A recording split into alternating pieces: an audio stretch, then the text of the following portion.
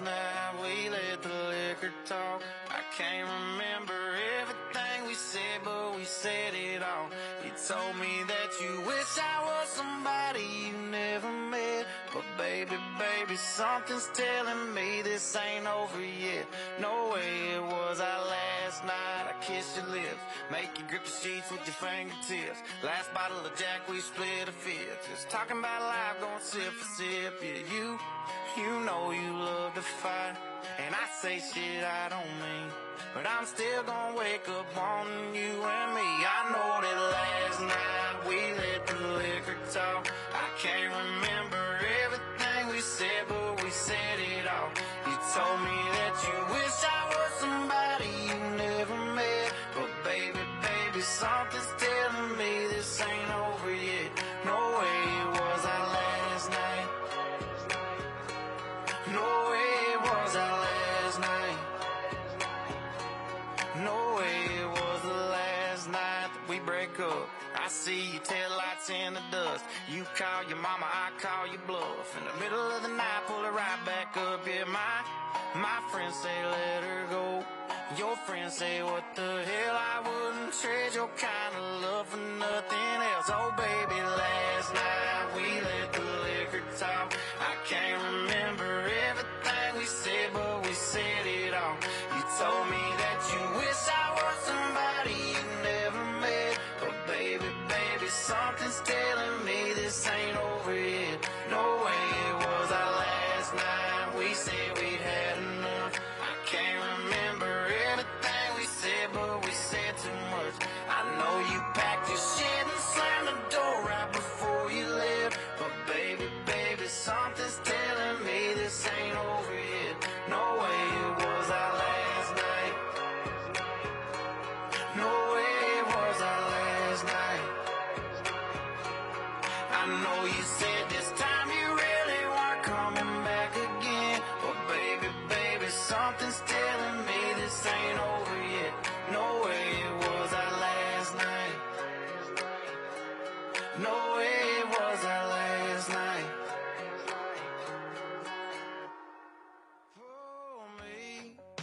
Pour me another.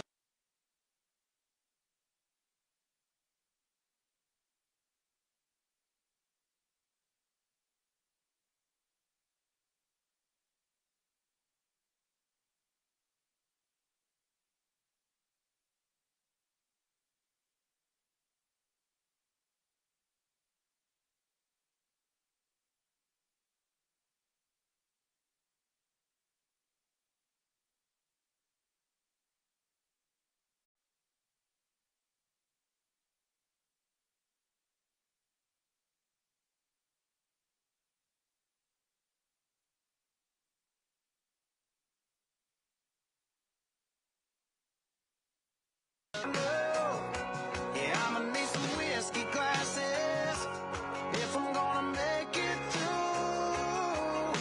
If I'ma be single, I'ma need a double shot of that heartbreak proof and see the world through whiskey glasses. Sipping on the truth, see the world through whiskey glasses. Need a better view, or I'm drinking you. Last call. Last call. I ain't drunk, darling, no more at 3 a.m. Mr. Bartender hit me again. Don't wanna think about her or wear a ring without her. Don't wanna hit the karaoke bar, can't sing without her. So make them drinks strong, cause brother, she's gone. And if I'm ever gonna move on, I'ma need some whiskey glasses, cause I don't wanna see the truth. She's probably making out on the couch right now with someone new. Yeah, I'ma need some whiskey glasses if I'm gonna make it through. If I'ma be single, I'ma need a double shot of that heartbreak proof and see the world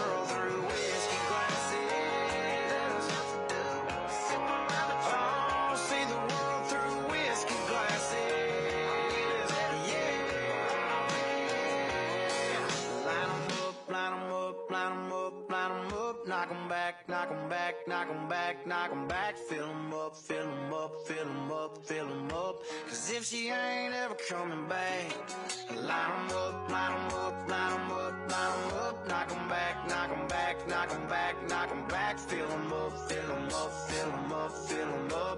'Cause if she ain't ever coming back, I'ma need some whiskey glasses.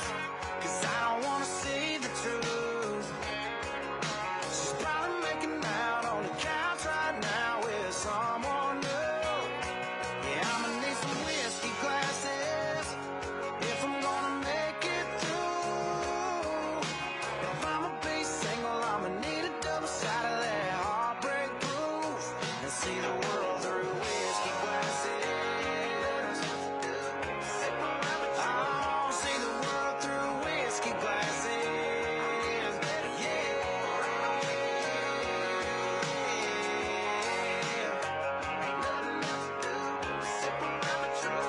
See the world through whiskey glasses, yeah.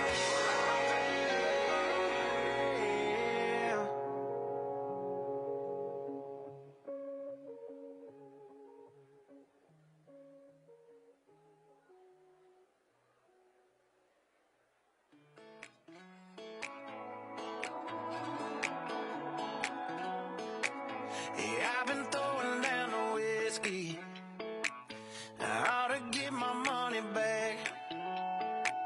And someone said it drowns a memory. Oh, but it ain't doing jack. Yeah, I've been sipping, I've been buzzing, shooting doubles like it's nothing. All but nothing makes you go away. I need something you prove, something stronger than I'm used to. Yeah, I've been pulling 92 hard and feel like nothing's gonna cut it. That's the hard truth. Yeah, I need something you prove. Oh, I need something you prove. Put 'em up till they shutting 'em down, yeah. You never ain't out of brand, yeah. Don't matter what time, what town, I can't get you gone. Turn the bar, yeah, upside down. Just looking for something that does it. I give 'em all my money, ain't nobody selling nothing you prove. Something stronger than I'm used to. Yeah, I've been pulling 92 hard and feel like nothing's gonna cut it. That's the hard truth. Yeah, I need something you prove. Oh, I need something you prove.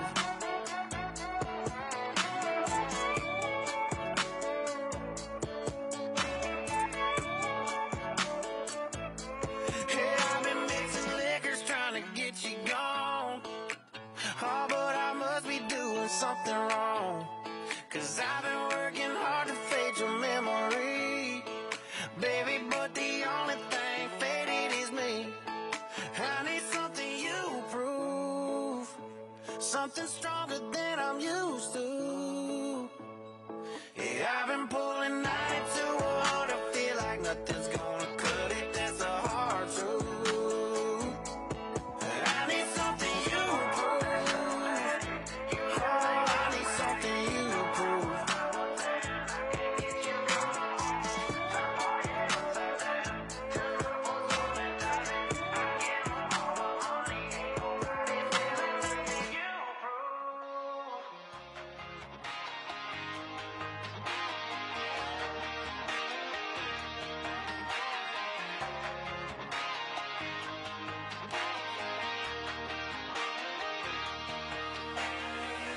Mixtapes got a little Hank, little Drake, a little something bumping, thumping on the wheelwright.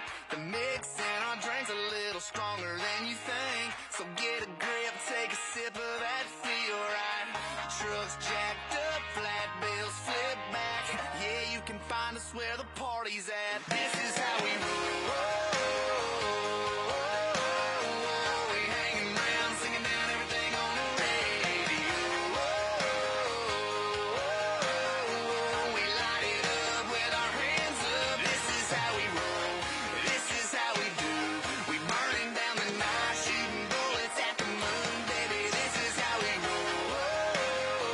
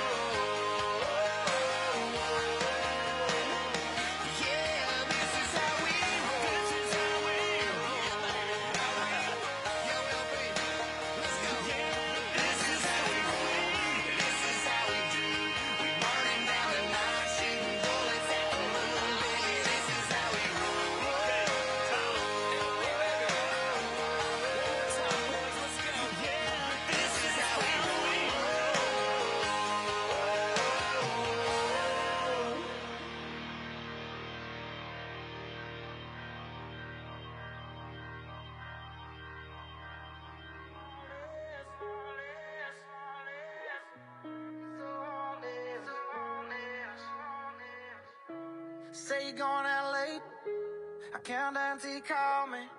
It's just one of those things that you do when you're lonely, and you're all about the chase, but you won't ever let me catch you.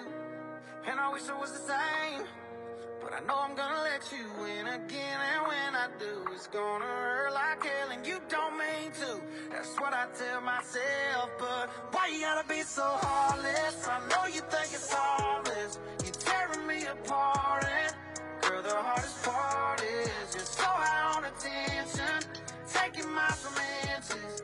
Leave me in the darkness, never finish what we started. Girl, why you gotta be so heartless? Why you gotta be so heartless? Look, Monday night was definitely not a night. Tuesday night was just another fight. Wednesday I thought everything would change. Thursday came and it was still the same. Friday night we went out on the town. Saturday we should've burned it down. Sunday morning came and now you're gone. I should probably know this shit by now. Oh, I should probably know this shit by now, but no. No, why you gotta be so heartless? I know you think it's harmless. You're tearing me apart, and girl, the hardest part is you're so high on attention, taking my from inches. Leave me in the darkness, never finish what we started. Girl, why you gotta be so heartless? Why you gotta be so heartless? Girl, why you gotta be so in between loving me and leaving? Oh, I should probably know this shit by now, but no. Why you gotta be so heartless? I know you think it's harmless. You're tearing me apart, and girl, the hardest part is you're so high on attention, taking my from inches. Leave me in the darkness, never finish what we started. Girl, why you gotta be so heartless? Why you gotta be so heartless? Why you gotta be so heartless? Girl, why you gotta be so heartless?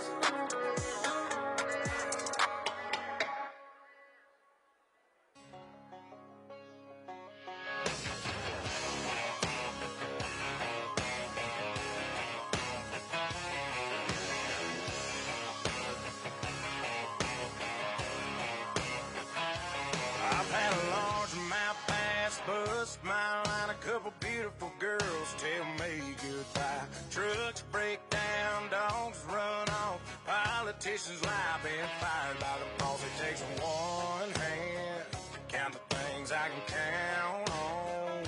No, there ain't much man that ain't ever let me down. Long neck, eyes, cold beer, never broke my heart. Like diamond rings and football teams have torn this boy apart. Like a neon dream, it just don't know me. The bars and this guitar. And long neck, eyes, cold beer, never broke my heart. She was a Carolina blue jean baby, fire in her eyes that drove me crazy. It was red tail lights when she left town. If I didn't know then, I sure know now. But long neck, eyes, cold beer, never broke my heart. Like diamond rings and football teams have torn this boy apart. Like a neon dream, it just don't know me. The bars and this guitar. And long neck.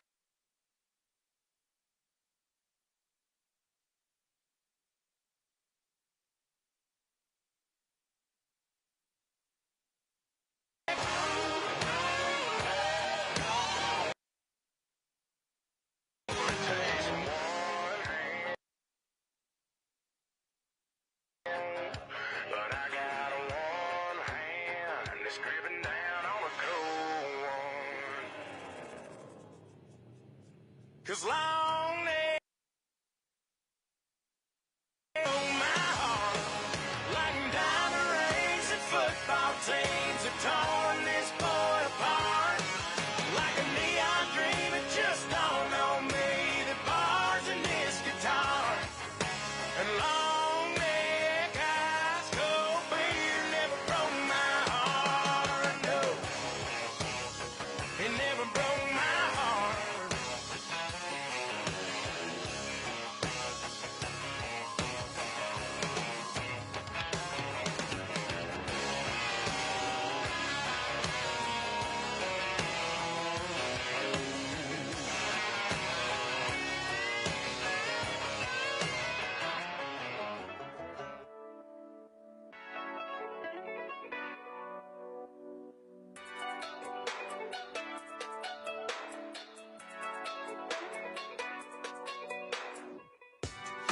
I know he hurt you, made you scared of love, too scared to love. He didn't deserve you, 'cause your precious heart is a precious heart. He didn't know what he had, I thank God. Oh, and it's gonna take just a little time, but you're gonna see that I was born to love you. What if I fall? I won't let you fall. What if I cry? I'll never make you cry. And if I get scared, I'll hold you tighter. When they try to get to you, baby, I'll be the fighter. What if I fall? I won't let you fall. What if I cry? I promise I'll never make you cry. And if I get scared, I'll hold you tighter. When they try to get to you, baby, I'll be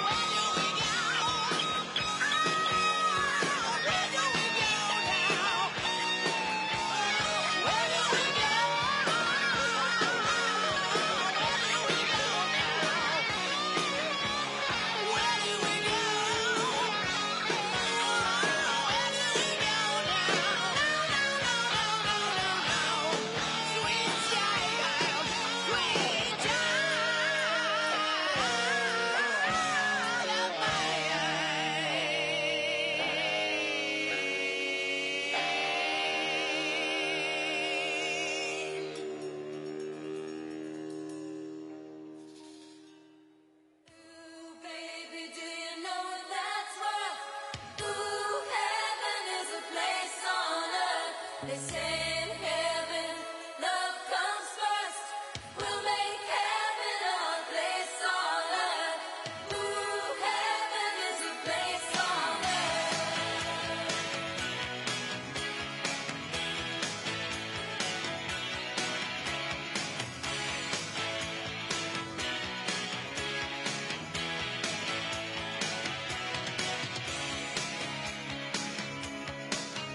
When the night falls down, I wait for you as you come around, and the world's alive with the sound of kids on the street outside. When you walk into the room, you pull me close, now we start to move, and we're spinning with the stars above, and you lift me up in a web of love. Ooh, baby, do you know that's right? Ooh, heaven is a place on earth. They say in heaven, love comes first. We'll make heaven a place on earth. Ooh, heaven is a place on earth.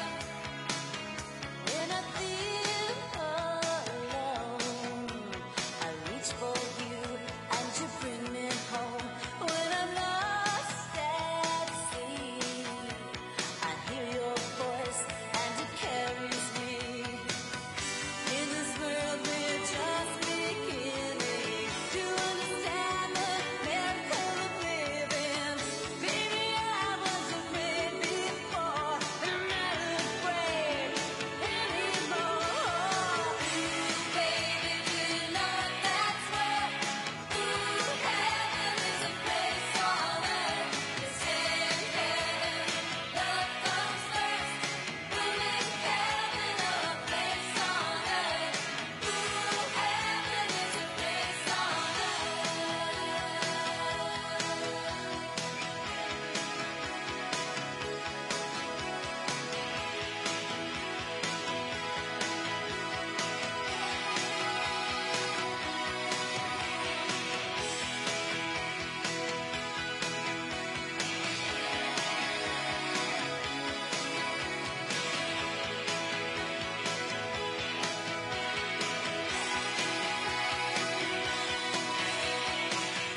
In this world we're just beginning to understand the miracle of living.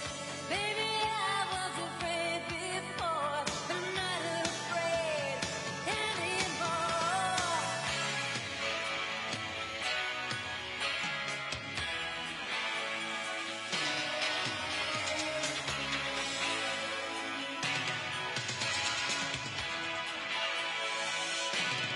Ooh, baby, do you know that's right? Ooh, heaven is a place on earth. They say in heaven, love comes first. We'll make heaven a place on earth. Ooh, heaven is a place on earth. Ooh, heaven is a place on earth. Ooh, heaven is a place on earth.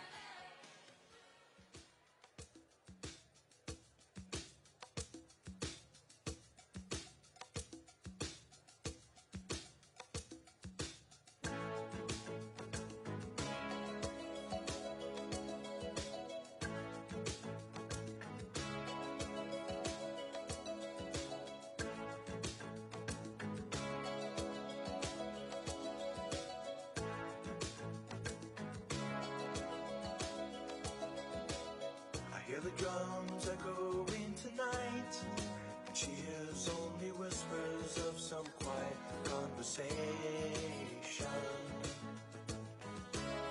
She's coming in 12:30 flight. The moonlit wings reflect the stars that guide me towards salvation. I stopped an old man along the way, hoping to find some old forgotten words or ancient melodies. He turned to me as if to say, hurry boy, it's waiting there for you.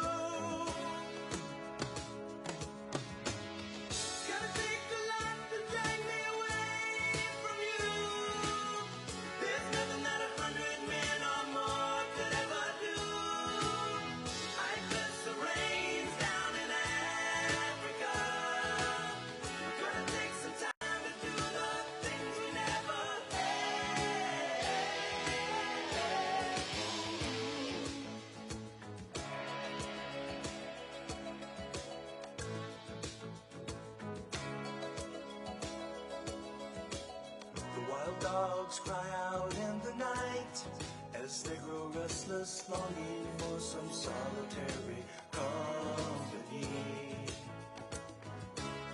I know that I must do what's right, sure as Kilimanjaro rises like Olympus above the Serengeti. I seek to cure what's deep inside, frightened of this thing that I've become.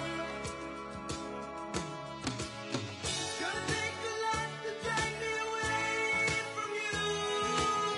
There's nothing that 100 men or more could ever do. I guess the rain's down in Africa.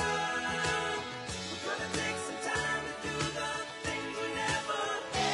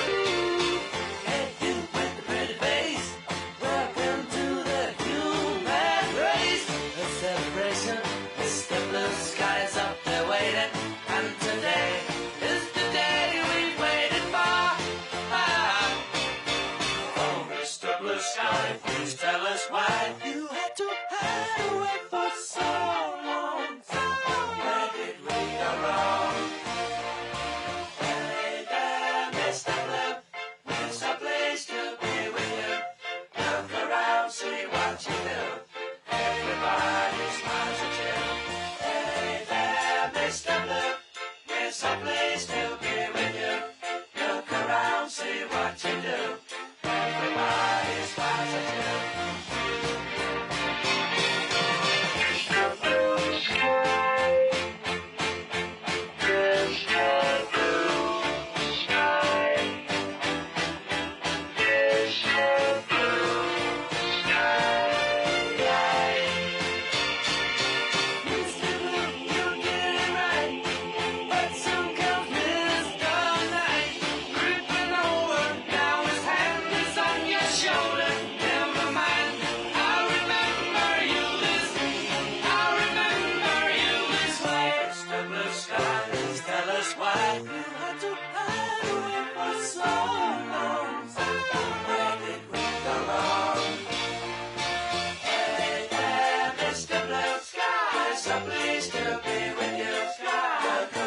See what you do.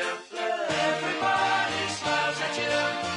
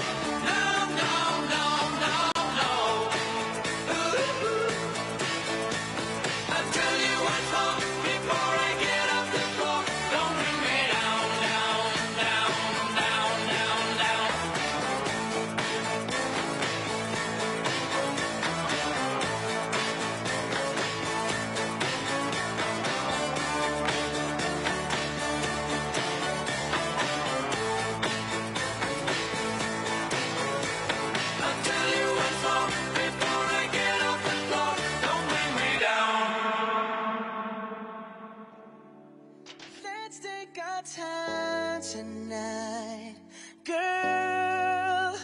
Above us, all the stars are watching. There's no place I'd rather be in this world. Your eyes are where I'm lost in. Underneath the chandelier, we're dancing all alone. There's no reason to hide what we're feeling inside right now. So baby, let's just turn down the lights and close the door. Ooh, I love that dress, but you won't need it anymore. No, you won't need it no more. Let's just kiss till we're naked, baby.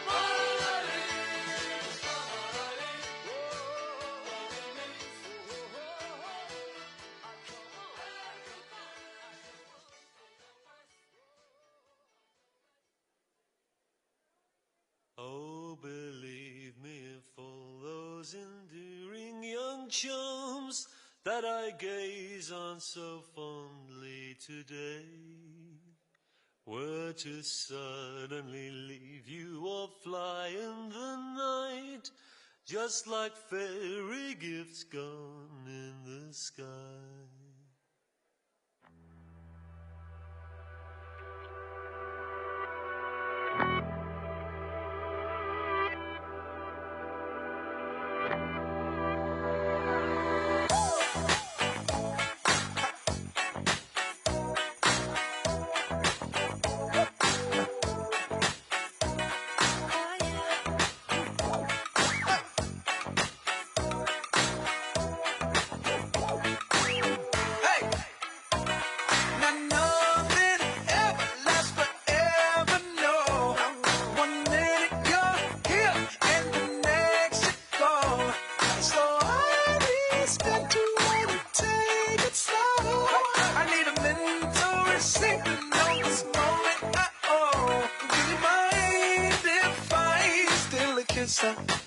A little souvenir. Can I steal it from you? To memorize the way you shock me, the way you move it here. Just wanna feel it from you. Hey, woo! Don't be afraid to catch feels. Ride your cup and chase thrills. I know you ain't afraid of pop pills. Baby, I know you ain't scared to catch feels. Feels with me. I'm your window shopper. Sucker for your novel. I'm wearing your goggles. Virtual reality. It ain't what it cost you. It might be $1. As long as it shocks you. Memory, electricity. Mind if I steal a kiss? A little souvenir. Can I steal it from you? To memorize the way you shock me, the way you move it here. Just wanna feel it from you. Hey, woo! Don't be afraid to catch feels.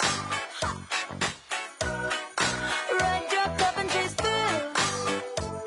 I know you ain't afraid of pop pills. Baby, I know you ain't scared to catch feels.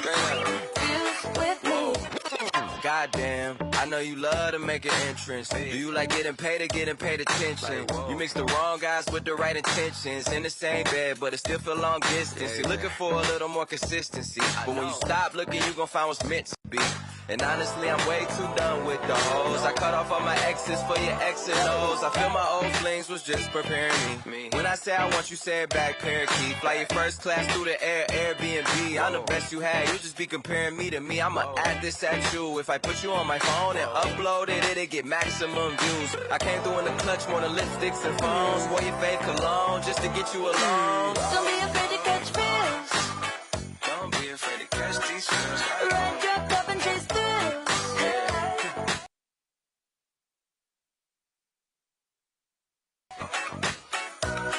Baby, I know you ain't scared to catch feels. Don't be afraid to catch feels.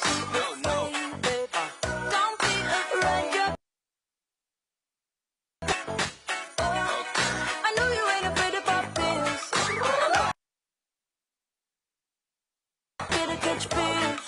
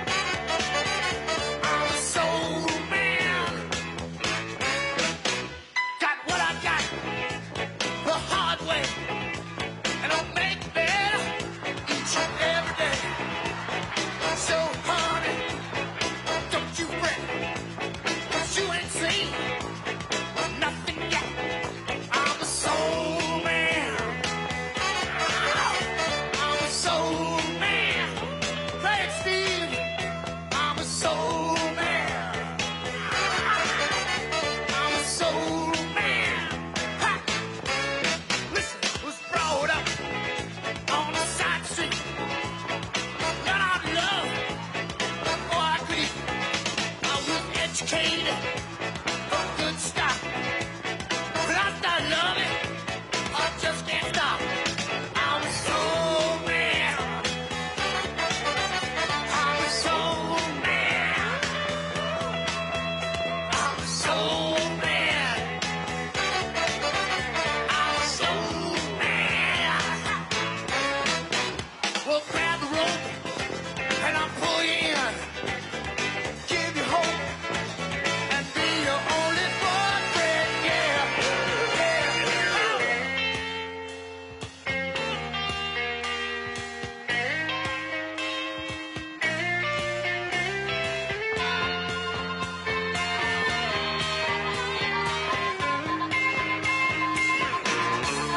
I was so mad. I was so mad. You're so mad. I was so mad. I was so mad. I was so mad.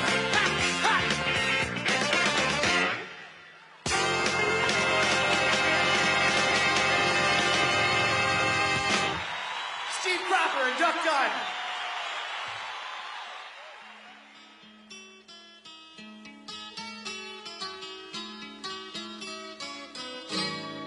All the leaves are brown, and the sky is gray. I came for a walk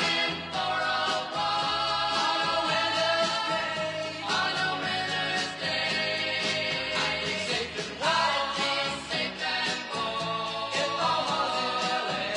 if I was in LA. California dreaming on such a winter's day. Stopped into a church I passed along the way. Well, I got down on my knees and I pretend to pray. You know the preacher like the cold. He knows I'm gonna stay. California dreaming on such a winter's day.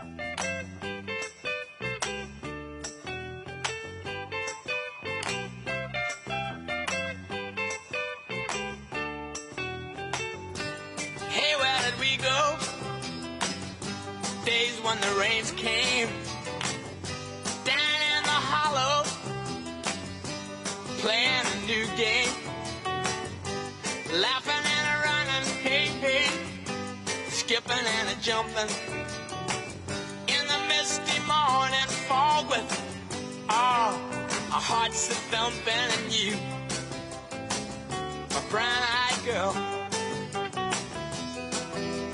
and you, my brown-eyed girl. And whatever happened to Tuesday and so slow, gone down the old man with a transistor radio, standing in the sunlight laughing, hiding behind a rainbow's wall, slipping and sliding all along the waterfall with you, my brown-eyed girl. You, my brown-eyed girl. Do you remember when we used to sing sha-la-la-la-la-la-la-la-la-la-la-la-la-la-la, just like that. Sha-la-la-la-la-la-la-la-la-la-la-la-la.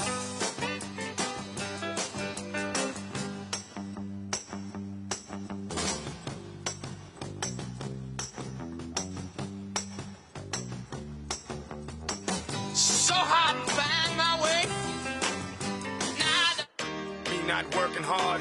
Yeah, right, picture that with a Kodak. Or better yet, go to Times Square, take a picture of me with a Kodak. Took my life from negative to positive, I just want y'all to know that. And tonight, let's enjoy life. Pitbull, Naya, Neo, that's right. I will not love you tonight. Give me everything tonight. For all we know, we might not get tomorrow. Let's do it tonight.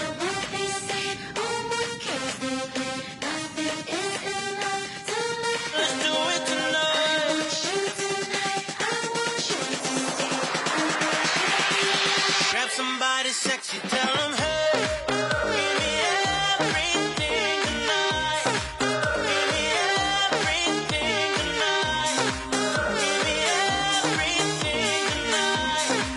Give me everything. Take advantage of the night, cause tomorrow I'm off to do battle, perform for a princess. But tonight, I can make you my queen and make love to you endless. It's insane the way the name growing, money keep flowing. Hustlers moving silent, so I'm tiptoeing. So keep blowing, I got it locked up like Lindsay Lohan. Put it on my life, baby. I'll make it feel right, baby. Can't promise tomorrow, but I promise tonight. Excuse me, and I might drink a little more than I should tonight. And I might take you home with me if I could tonight. And baby, I'ma make you feel so good tonight. Cause we might not get tomorrow. Tonight, I will not love you tonight. Give me everything tonight. For all we know, we might not get tomorrow. Let's do it tonight.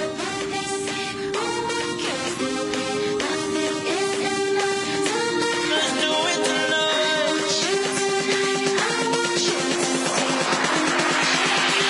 Grab somebody sexy, tell them, hey, give me everything tonight.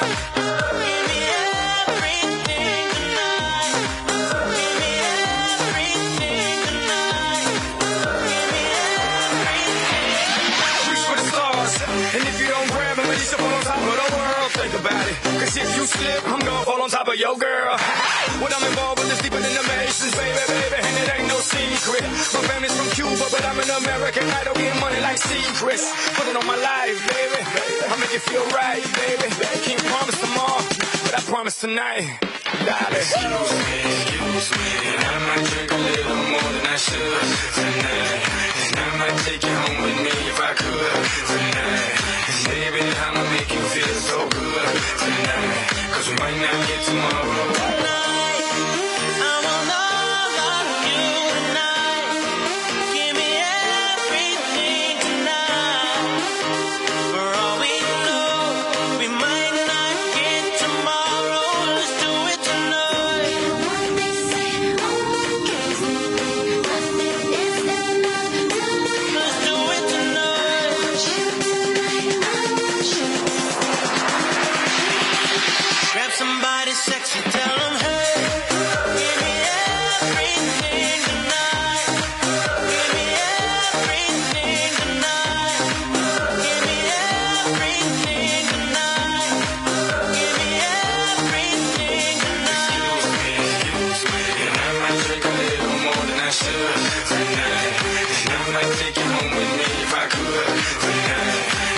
I'ma make you feel so good tonight, 'cause we might not get tomorrow.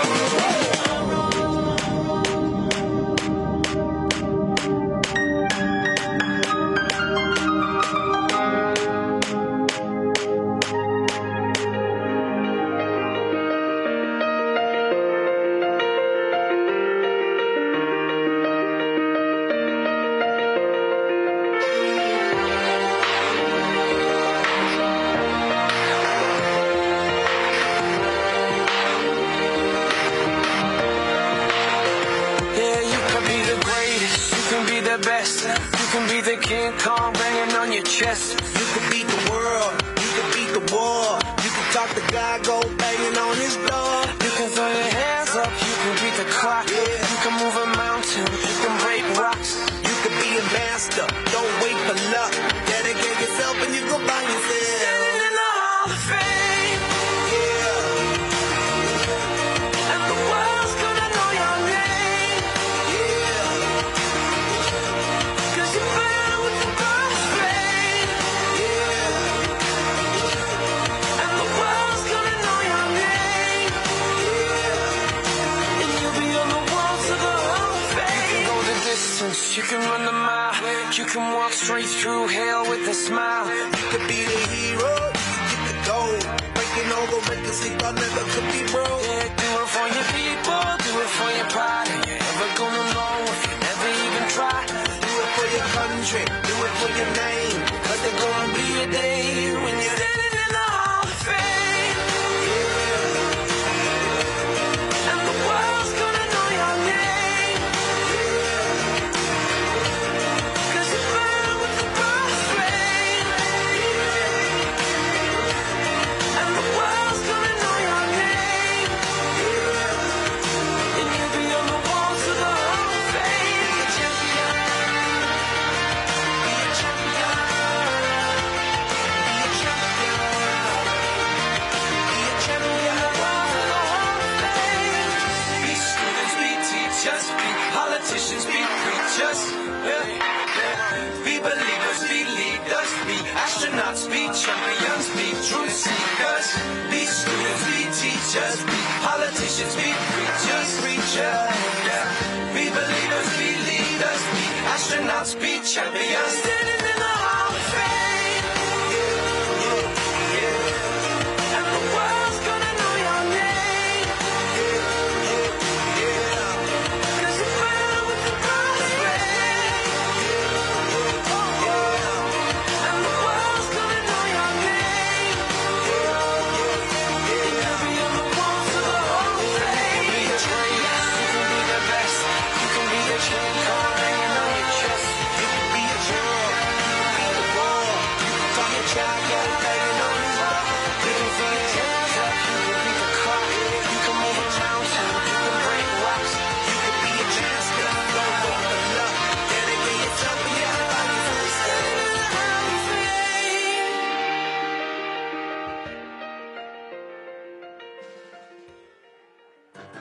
You shake my nerves and you rattle my brain. Too much love drives a man insane. You broke my will, but what a thrill. Goodness gracious, great balls of fire. I let you love what I thought it was funny. You came along and moved me, honey. I've changed my mind, this world is fine. Goodness gracious, great balls of fire. Kisses me, baby. Feels good. Hold me, baby. Well, I want to love you like I love the should. You're fine, so kind. Got to tell this world that you're mine. I shoot my nails down and I twist on my thumb. I'm real nervous, but it sure is fun. Come on, baby. You drive me crazy. It's just great balls of fire.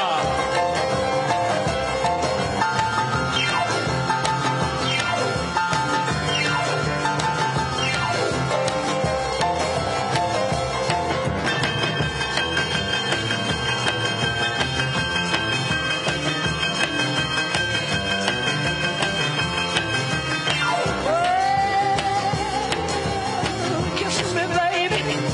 Ooh, feels good. Hold me, baby. like the love is should. You're fine, so kind. Got to tell this world that you're mine. That you're mine. That feels like I quit on my thumb. Real never somebody show is fun. Come on, baby, drive me crazy. Goodness gracious, is great balls of fire. Body, wanna feel my body, baby. Such a thrill, my body, yeah. Wanna touch my body, baby.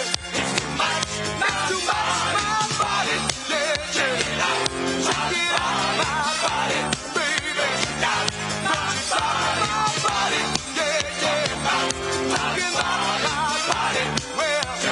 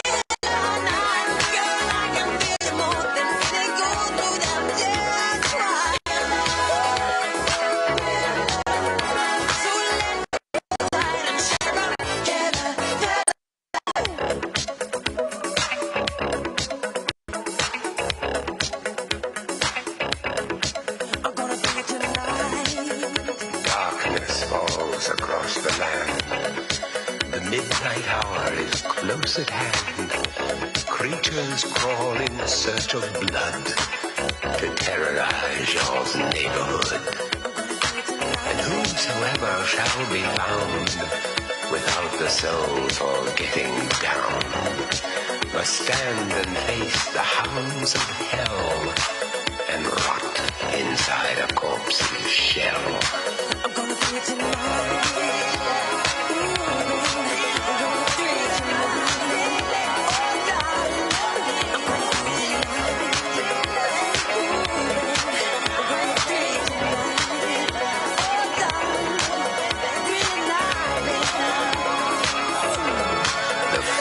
Stench is in the air, the funk of 40,000 years, and grisly ghouls from every tomb are closing in to seal your doom. And though you fight to stay alive, your body starts to shiver, for no mortal can resist the evil of the thriller.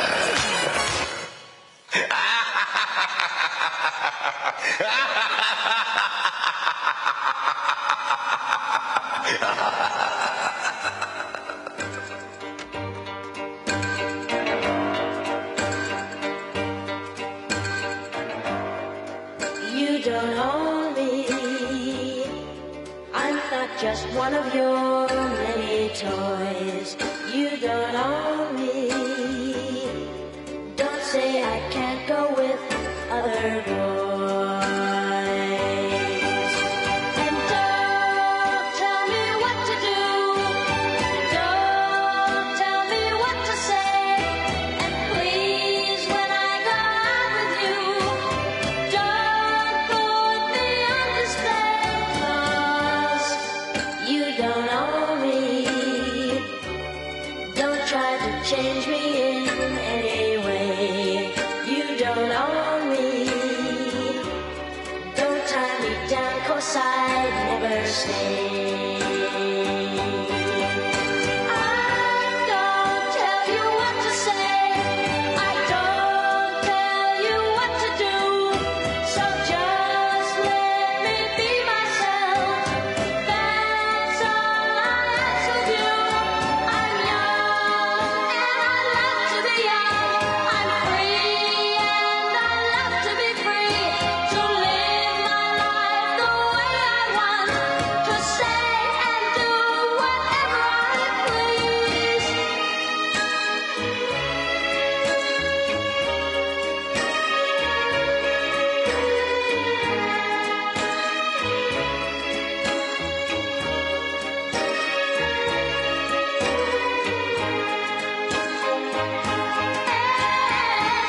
Don't tell me what to do.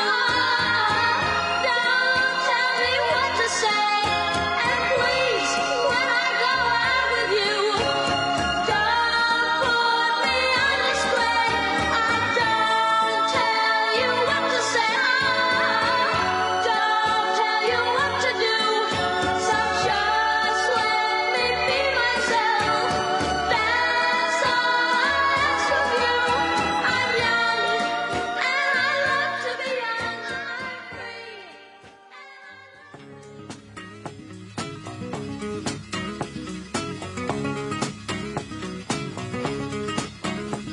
Jolene, Jolene, Jolene, Jolene, I'm begging of you, please don't take my man. Jolene, Jolene, Jolene, Jolene, please don't take him just because you can. Your beauty is beyond compare, with flaming locks of auburn hair, with ivory skin and eyes of emerald green. Your smile is like a breath of spring, your voice is soft like summer rain, and I cannot compete with you, Jolene. He talks about you in his sleep, and there's nothing I can do to keep from crying when he calls your name, Jolene. And I can easily understand how you could easily take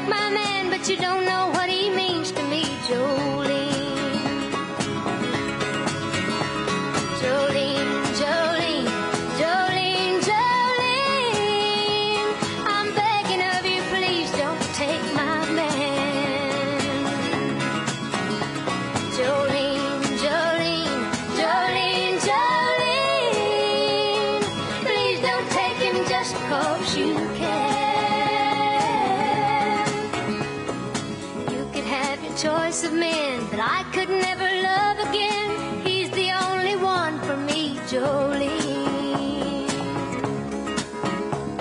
I had to have this talk with you. My happiness depends on you and whatever you decide to do, Jolene. Jolene, Jolene, Jolene, Jolene, I'm begging of you, please don't take my man. Jolene, Jolene, Jolene, Jolene, please don't take him even though you can. Jolene, Jolene.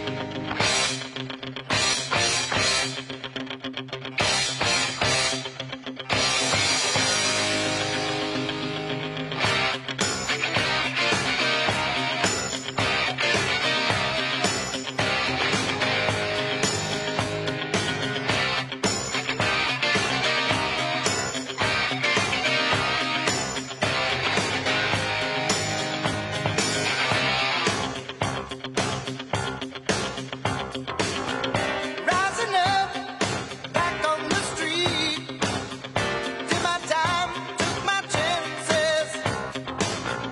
Went the distance, now I'm back on my feet. Just a man and his will to survive. Ladies and gentlemen, please join me in welcoming your fellow Pennsylvanians to today's roundtable. All right. Pause on music. Are they coming? Can't say right in front of facing the speaker, that's all.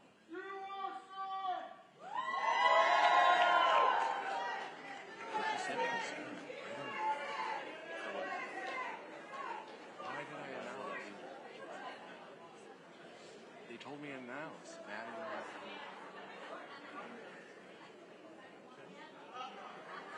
Oh, God.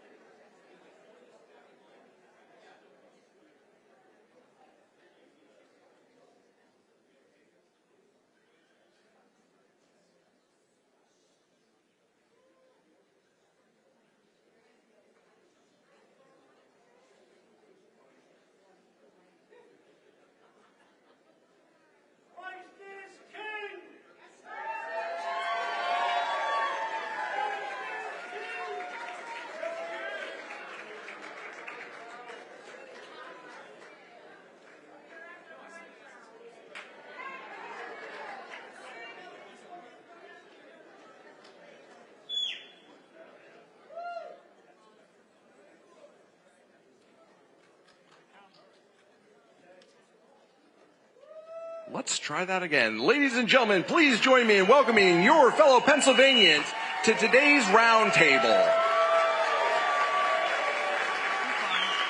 Joining us as moderator for today's discussion, please welcome the Honorable Lee Zeldin and the Honorable Mike Huckabee.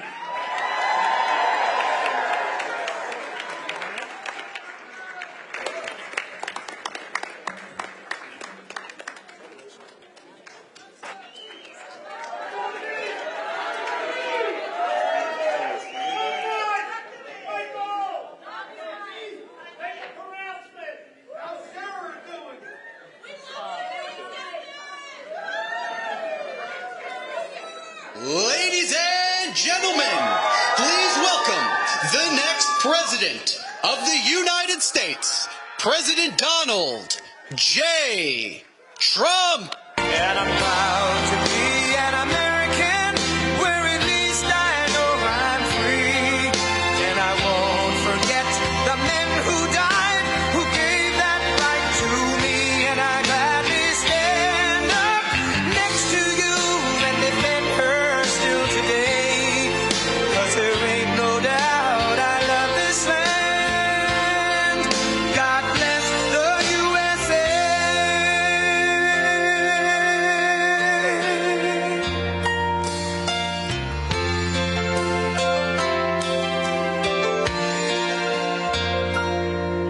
From the lakes of Minnesota to the hills of Tennessee, across the plains of Texas, from sea to shining sea, from Detroit down to Houston and New York to LA, where there's pride in every American heart, and it's time we stand and say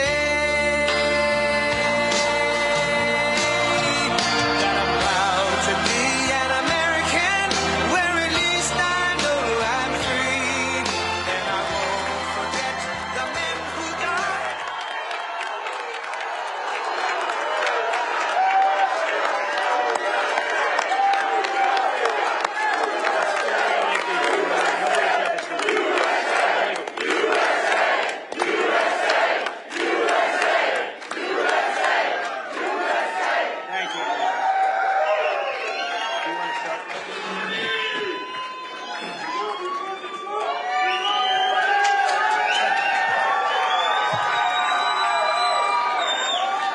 Welcome, everyone.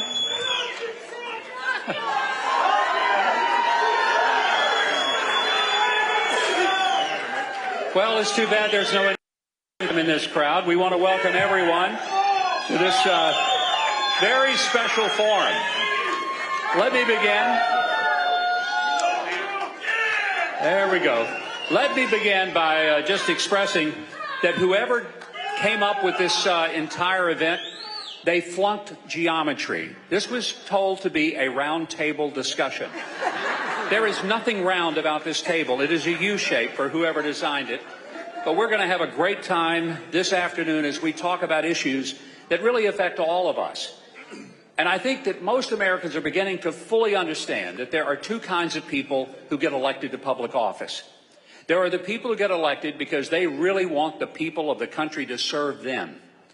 And then there are people who get elected because they truly want to serve the people of the country. Donald J. Trump is here to serve the people of America. Look, let me be honest with you folks. Donald Trump was not my first choice for president.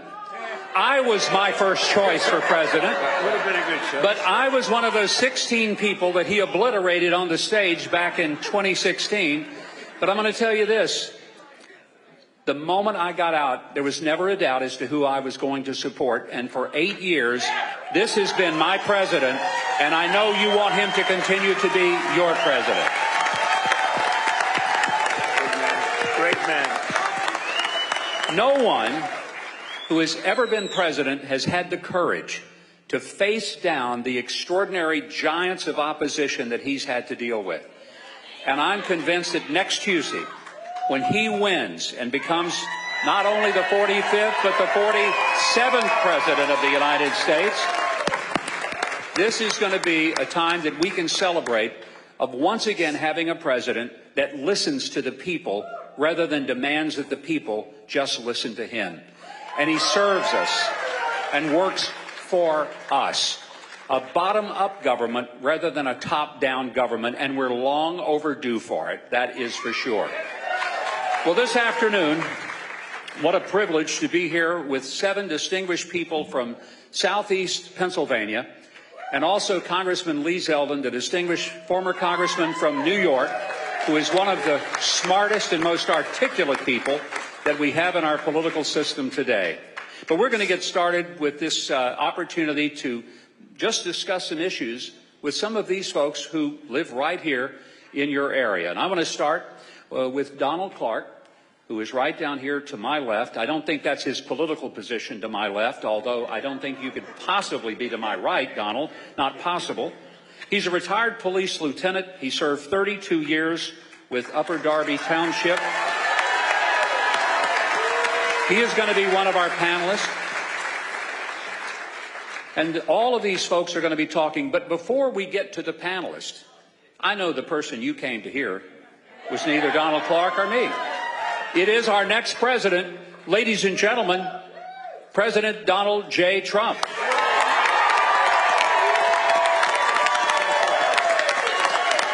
Thank you, everybody. Thank you. Thank you very much, everybody. great to be here. Yeah, this was supposed to be just a little group. We're talking about senior issues. There's a lot of people in here. Thank you very much. It's an honor. And I want to tell you, likewise, this man is a fantastic man. He has been from the day I met him, And he's smart, and he can be tough. Oh, he can be tough. He can be, you don't know that, right, Lee? We know. He can be a brutal guy, but always on the side of right. He's just a great guy, and he's been my friend. And I think we have never had we've never even had a spat, have we? With Never. all the years, right? Not once. Very, very good man. And I'm not that stupid. I'm not going to fight with you. I love having him around, I'll tell you. I want to also thank, as you know, we have Congressman Lee Zeldin, who's fantastic. Almost did a big upset in New York. He ran against everybody's advice, and he pulled it. I mean, what you did was incredible. You showed it could be done, and maybe it can be done. We're going to find out in a few days. Because we had something the other night. It was incredible at Madison Square Garden. We could have filled it up many times. We could have filled that up, Mike, many times. We had it going down all the way down, the people all the way back, if you're familiar with it, all the way down to the Hudson River. And nobody's seen anything like it. Even the owners, good people, very good people. And they said, we've never seen anything like this. And they've had some pretty big championships there over the years, Madison Square Garden. And Wesley Hunt, a person with a tremendous future, great guy. So thank you, Wesley.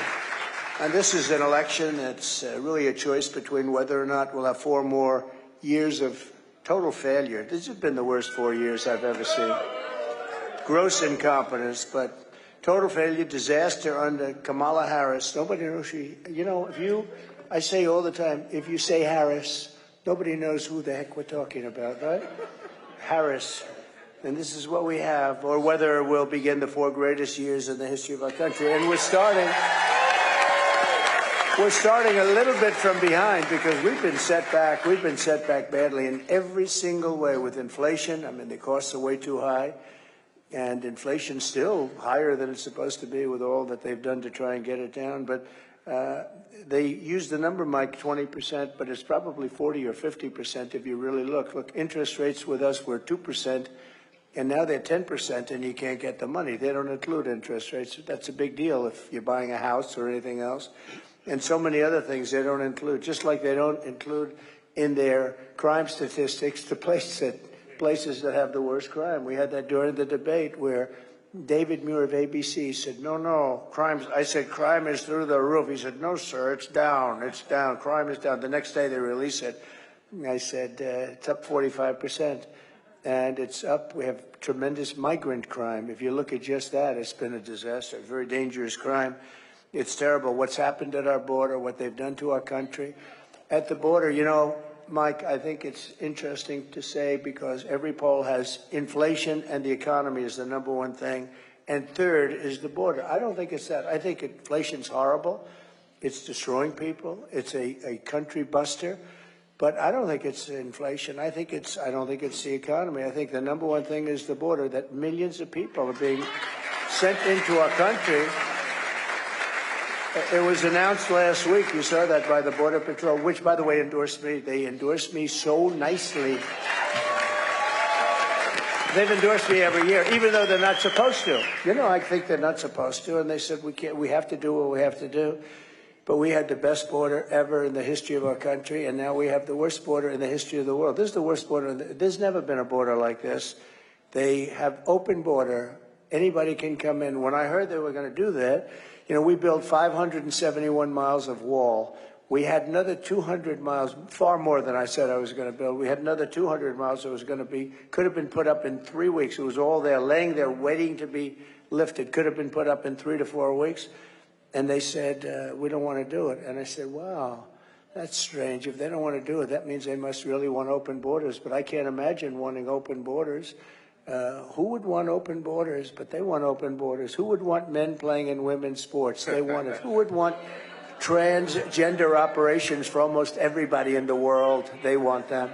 This is a sick group of people, I'm telling you. And there's a great evilness. We want to come together as a country, but there's a lot of evil there. There's a lot of, you'd say, why do they want it? And so there's basically three reasons. Number one is they're stupid, which they're not, because I can tell you in Lancaster County, which we know very well, they found 2,600 fake voter registrations. You heard that? It's a big story. Well, where is it now? I think we have a very good DA, and he's probably going to do his thing, and I hope he will, but it's all written by the same hand. Okay, maybe that's just coincidence. Maybe everybody has exactly the same handwriting, right? So we just found that. That was one. And then we have in York, I remember York easy to remember because I used to lift weights for about a week. Then I realized I don't want to do it. I realized I don't like it, Mike. And York was the barbells and all that stuff. I think that's moved to China, along with a lot of other things. Well, maybe we'll bring it back. We're going to tariff the hell out of them. We'll bring it back. I'd love to bring it back. No, it's I like to build things. So I'm building a gym. I'm building this gorgeous gym in my house, in the basement of my parents' house, and I'm putting it up. And I couldn't sleep at night. I was so excited. It was really beautiful. I'm really good at that. And then the barbells came, and I said, oh. This was no fun. I liked building the place. After it was built, they sat there for a long time. But I remember they came from York, PA, right? And it was big stuff. But the other reason, I mean, if you think, the other reason would be that they really would like to sign these people up to vote, right? And that's crazy. And the third reason would be they hate our country. Because who would want to have millions of people coming into our country? Many of them are murderers. Many of them are terrorists. Many of them are gang members from the street MS-13 and almost worse. You know, the Venezuelan gangs are almost worse.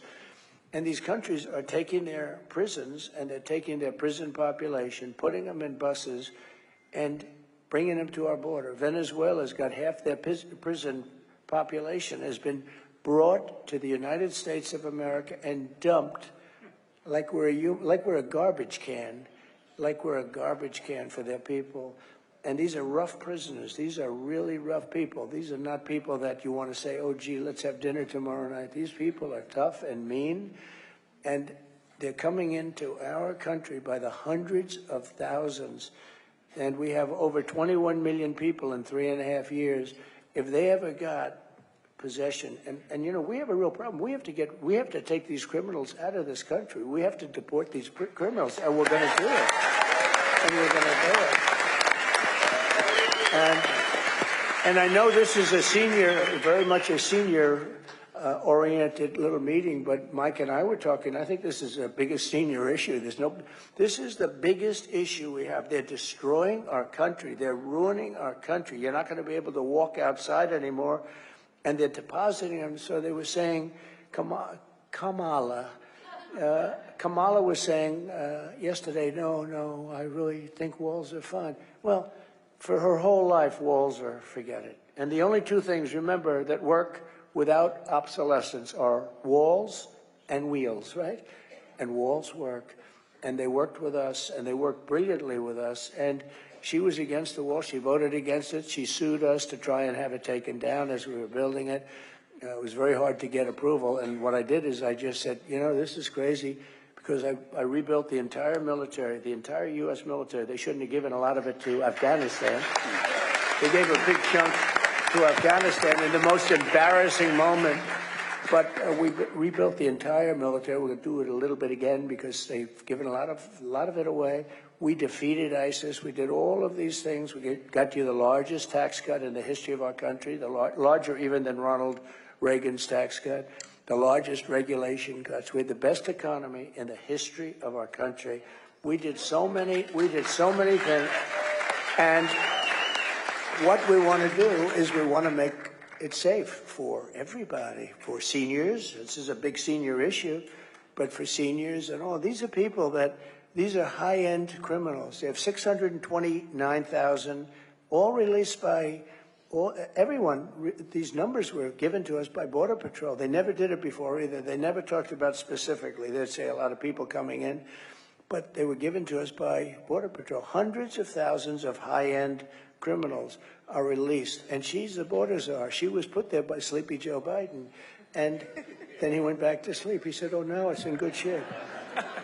And, you know, and when they endorsed me, the question was asked of the top person who made a beautiful speech, Paul. I would call them all the time. I'd call them, how we doing on the border? Once a week, twice a week. I just like, you know, I was the president and they're destroying our country. And these guys are great. They want to do their job, but they're sort of not let, but I let them do their job. That's why we got the lowest number. But she said that, I said, did she call you often? No. Oh, in 3.5 years, how many times did she call? Thinking, you know, it'd be dozens. She never called. I said, wait a minute, she's the border czar. She's the one that's in charge of the border. She was put there by Biden, and she never called. No, sir, she never called one time. And when they endorsed me, they said he's the greatest president on the border, but he's the greatest president overall that we've ever had. I said, Mike, I said, does that include? I said, they said he's the greatest president we've ever had. And then one of them said, sir, you're the greatest president of my lifetime. I said, I like the first one more that we've ever had. I said, so greatest president that we've ever had. I said, does that include Abe Lincoln? Yes, sir. Does that include George Washington? Yes, sir. I said, that's good. Right? But they also said, I mean, more importantly for purposes of this, they said the best border president. And without question, that I was that. I mean, I was that. So we're going to talk about some other things that, frankly, in many cases are a lot less interesting, because this is a big thing and it's very interesting. We had some people over at Mar-a-Lago today, and we had a press conference, and we had a mother who lost her beautiful 12-year-old daughter to a illegal migrant that came in, should have never been in the country. And we have them by the thousands. Lake and Riley, so many people, you know, Lake and Riley from Georgia. I could name 30 of them right now, and I've gotten to know in many cases the parents, they're just devastated. I don't know if they ever recover. I'm not sure that you ever recover from that, Mike, what they're going through. And I meet these people, and they're just like devastated. And it's all because they have an open border policy. People come into our country from places unknown, and they just walk in. They just walk right through everybody. And nobody wants this. Nobody can want this. How do you win an election with this? You only can win elections if you cheat with this. Who wants that? Who wants all the stuff that they do? All the transgender stuff, all of the woke military. We don't have a woke military. Let me tell you, we have a great military. They knocked out ISIS in a matter of weeks. When I was there, they said it was going to take five years. It took about 4 weeks. And they'll never be woke, by the way. These are people, I got to know them very well. These are not woke people. You have guys like Milley on the top, who should have been fired immediately. No, I mean, he should have been fired.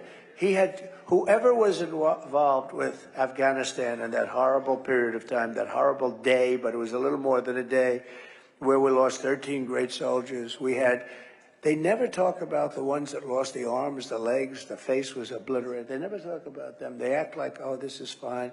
It's not fine. We had many people lost their legs, and many people died, and many people on the other side died. I count them too. I mean, people on the other side, hundreds of people died that day, and it should have never taken place. We gave up Bagram. When you leave, you take the soldiers out last. You don't take the soldiers. They took the soldiers out first. Our soldiers came out first, and it was totally just a horrible situation. And I think Mike Putin saw that, and he said, well, these people, they're a paper tiger. Let's go into Ukraine. I know Putin would never have done it if I was president. Not even a chance. No, it's not a chance. I used to talk to him about, don't do it, Vladimir, don't do it. I know. There was the apple of his eye. Say, don't do it, Vladimir, don't do it. Oh, this is going to be terrible, Vladimir, if you do that. Not going to be good. You know, don't forget, I ended their pipeline, Nord Stream 2. Nobody ever heard of Nord Stream 2 until I came along. They were building the biggest pipeline in the world to Germany and all over Europe. And I said, no, you're not going to do it. You mean we're defending you from Russia, and you're paying Russia billions of dollars a month for oil and gas? We're not going to do that. I mean, it's so ridiculous under NATO. And we stopped it. And then Biden comes in, he approved it, but he stopped the Keystone pipeline, which we needed. That's our pipeline. He stopped that, but he approved. And then they say, Trump wasn't that tough on Russia. I was so tough on Russia. It was the biggest project they've ever had. I stopped it. And so we have a country that's been run by Fools. It's been run by stupid people. Low IQ individuals. They really are. They're low IQ. He was low IQ. Fools. It's been run by stupid people. Low IQ individuals. They really are. They're low IQ. He was low IQ. Biden was a low IQ guy 35 years ago. He was a low IQ guy when he went to school, when he went to college. He was always a low IQ guy, but he put somebody in who's actually worse than him. And if we put her in office, this country is finished. I really believe it. This country is finished. One of the reasons the stock market's going up, Scott Bessent, who's one of the biggest, most respected people on Wall Street, he's a very brilliant guy. Of course, if he said differently, I probably wouldn't be saying this. But he said the only reason the stock market's going up is because everybody on Wall Street thinks that Trump is going to win the election. I think that's true.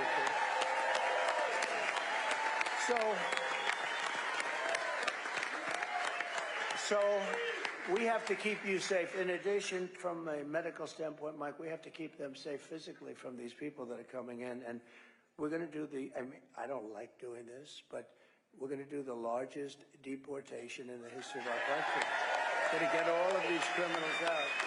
And it's not going to be easy. And, you know, I say that, and you know who has the record? Dwight Eisenhower. And I call him a moderate, but he hated to see people coming in from other countries and violating our borders. He was right, but he was a very big deporter. He deported people when they walked into our country. He'd take them out, and he has the record. And I don't. It's not a record that I want either. We all have a heart, but we have no choice. Now you have also, and you also have others. And we'll also finish that. No, we're going to put up sections of the wall that would have been put up in a matter of weeks. It could have. You know what they did with this wall?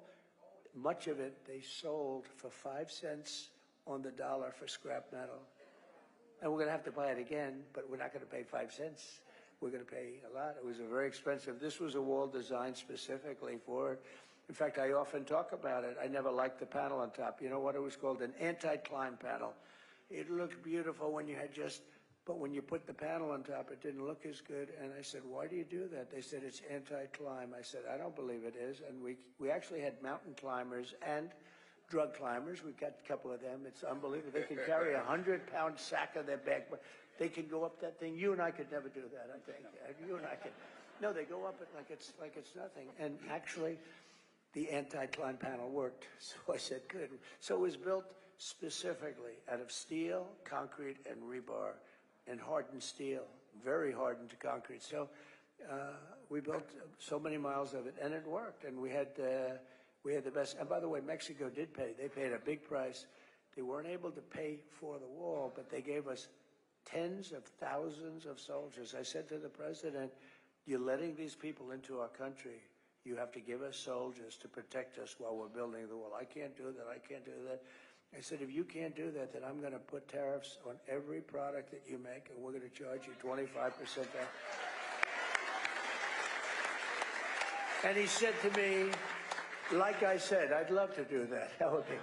That's what happened. Millions and millions, maybe billions, but millions and millions of dollars they spent on, they gave us, and I said, free. I don't want to pay for your soldiers. I want it free because they're coming through your country into our country. And we did a lot of things. We did great things, and very important was the rebuilding of our military. But in part of the rebuilding, I said, look, this is an invasion into our country because you couldn't deal with Congress. You had guys like Mitch McConnell and others that were just absolutely terrible. I tell you, he can be Republican. He can be. I'm a person that says it like it is, and guys that were really not on our side very much. And I will tell you, I said, this is an invasion of our country. I'm going to take it out of the military because the military had a tremendous, I was able to get tremendous amounts of money to rebuild our military. We have jets that were 50 years old. Mike would often hear stories where you had the bombers where the grandfather flew the plane, the son flew the plane, and then the grandchild was flying the plane. It was the same plane. It was like so old. And we rebuilt almost our entire military. We're going to be upgrading that. So we did a lot of things, and we did a lot of things medically. One thing I'd like to talk about is right to try. So you know what that is. I hope nobody in the room needs it. But we have the best labs, doctors, technicians, but our laboratories are the best for new medicines and everything.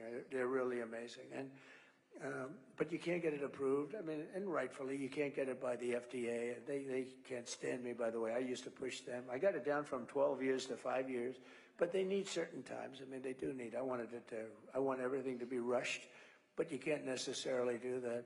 But we have a situation where we have things that are really good. We're pretty sure they work. They may not, but we're pretty sure they work. And I said, why isn't it, if a person's terminally ill, why can't they use this stuff that may or may not work? Sir, it's been going on 48 years. They couldn't get it worked out. The country didn't want it because our country would be sued.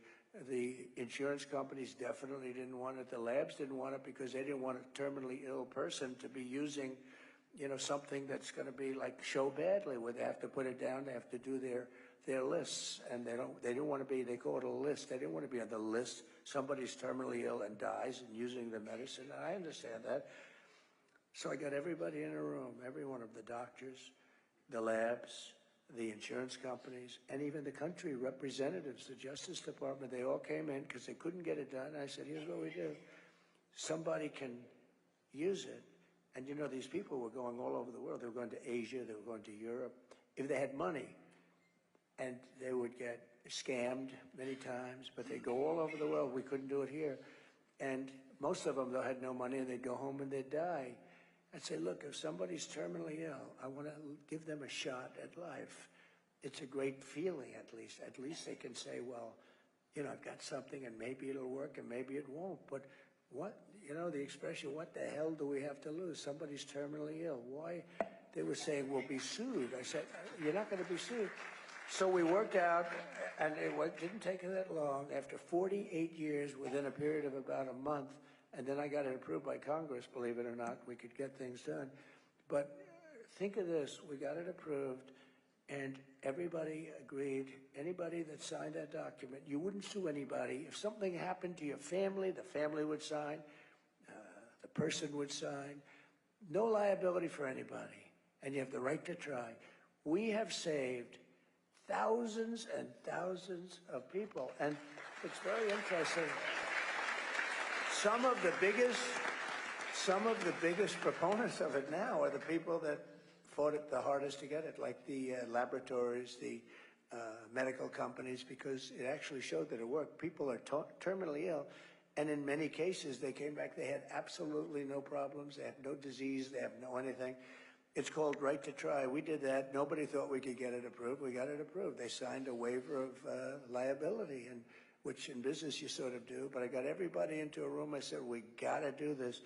And we've used, I have a person who works for me was saved because of that. A very great person that works for me was saved because of Right to Try. There was no medicine. There was nothing was going to work, but there was a space age something, material, you know, a medicine that they were going to use and that they did use, and it saved anyway. It saved millions of lives, all these different things that they're developing, and in some cases it doesn't work, but in many cases it does. I would say in many more cases it does. So, Mike, we saved thousands and thousands of lives, and again, I hope nobody in this room needs it, but it's awfully good. It's awfully good. At least it gives you a hell of a shot, and it turned out to be really amazing. So I'd like to ask Mike to now take over and go around the room. I'd love to hear from Ed and Ted and everybody, and we'll see how we're doing, okay? Thank you very much. Thank you. It's a great honor. Thank you. Thank you very much. Well, Mr. President, you certainly just gave us a good reason to be happy about next Tuesday. You reminded us why you've been fighting for the people. And every one of these folks who are here at the table are here because they live in this area. They all come from different perspectives, but they have a unique understanding of what's needed in this country and why we need you to be back in the White House. And I'm going to start with Donald Clark. He's a retired police lieutenant. He served 32 years, and he did a variety of roles from patrol officer, field training officer, K-9 officer, was on the SWAT team. I think it's interesting, Donald, you were in the police business 32 years. You've been married 36. You might tell us which was the hardest of those two careers, but I want you to speak specifically. Don't do it. You can get yourself in trouble. He wanted to be cute. I've done that. Don't do it. Say, I love my wife very much. The police was... You'll be careful on this. Good answer. But speak to the issue of crime. Would you go back into police work today knowing the kind of challenges police officers face that maybe weren't faced then? And then as a retiree, how difficult it is to live on retirement income given the economy that we currently have? I'll be totally honest, I would not want to go back and work on the street again. I spoke with a lot of my colleagues, and the biggest thing that is really challenging now is it's burnout, the inability of retention and recruitment of the officers that we need due to the lack of respect and hatred towards the law enforcement prevalent in our big cities today.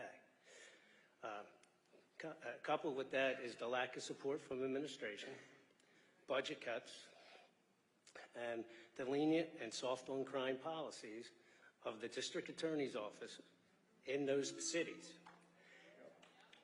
In turn, a trickle-down effect into the surrounding communities comes down from this. And just because Philadelphia has it, now all of a sudden Upper Darby has the same issues. And then with this, it's forcing law enforcement to do more with less. And the one thing I always told my officers when I was on in roll call was, everybody showed up to work tonight, everybody goes home tonight. And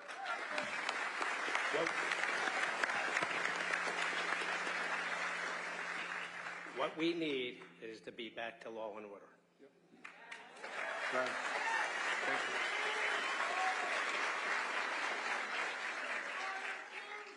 you. Now that I'm retired, and I retired in 2020, and I do have a good pension, but it is a fixed income. My wife, who is a registered nurse, Lori, she retired in 2022. But with the unstable economy, the high cost of living, high inflation, we were not comfortable with what we had put away for our savings for retirement. So Lori took another job, and actually she just retired last week. But we were not comfortable with what we had in our savings, and we weren't sure how far it was going to go. And unless things changes with this economy right now, I don't know if I'm going to have enough when I do, if I'm going to live that long. So yeah. It's terrible. Thank you, man. Thank you, Mr. President. Dr. Maribel Valdez was born in Puerto Rico and came to the United States. Came to the United States when she was 17 and got her doctorate in occupational therapy. She spent nearly 40 years as an occupational therapist, working primarily with the elderly in nursing homes, rehabilitation centers, and home health. In private practice, she was a Medicare and Medicaid provider for occupational therapy services. So Maribel, you have had a lot of experience working with Medicare, both as a provider and now as a customer. Would you mind speaking to your experience working with the 1-800 Medicare hotline? Mr. President, I just wanted to tell you that I moved here in 1981 from Puerto Rico, and I want you to know that Puerto Rico stands behind you, and Puerto Rico loves you.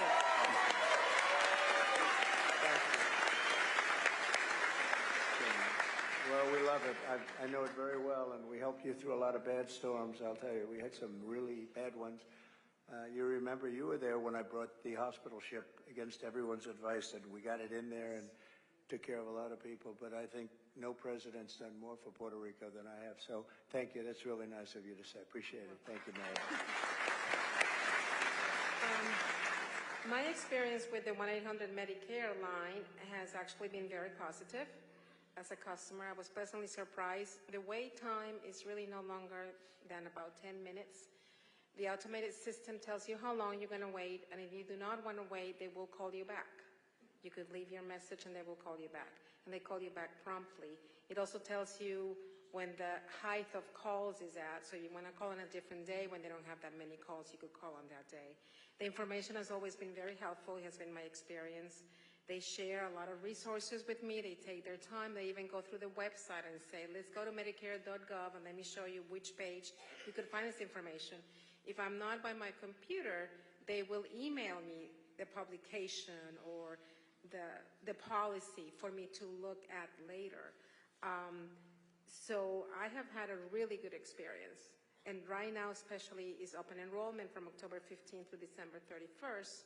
I always call during open enrollment because there's always changes coming up, and I have never had any difficulty. And Maribel, what would you think if I was to tell you that the Biden-Harris administration was seeking to end as we know it this exceptional customer service that you love? I wouldn't know what to do. I mean, what will happen during open enrollment if I have heard that there's an upcoming change to my Medicare benefits and that they're going to change, and I have nowhere to call, or nobody replies to my phone call, or I had to maybe only go to the internet and rely on information that is not accurate or reliable, you know? Yeah, could I ask a question? So Sure. I'm watching how sharp and smart and beautiful you are. And we're not allowed to say that, you know, politically. That's the end of your career. But she is beautiful. But I'm just watching, and I see it says retired. Why are you retired? You should not be retired. You got a lot of strength. Unfortunately, I was at a grocery store shopping, and I passed out. I had an aneurysm in my brain that I didn't know I have. And it caused me to have a stroke, and I had to retire. So I'm currently on Medicare as a consumer because I'm too disabled to be able to do my job, but I still work part-time, 15 to 20 hours a week. You look fantastic. Thank you. Great job. Yeah. Thank you, man.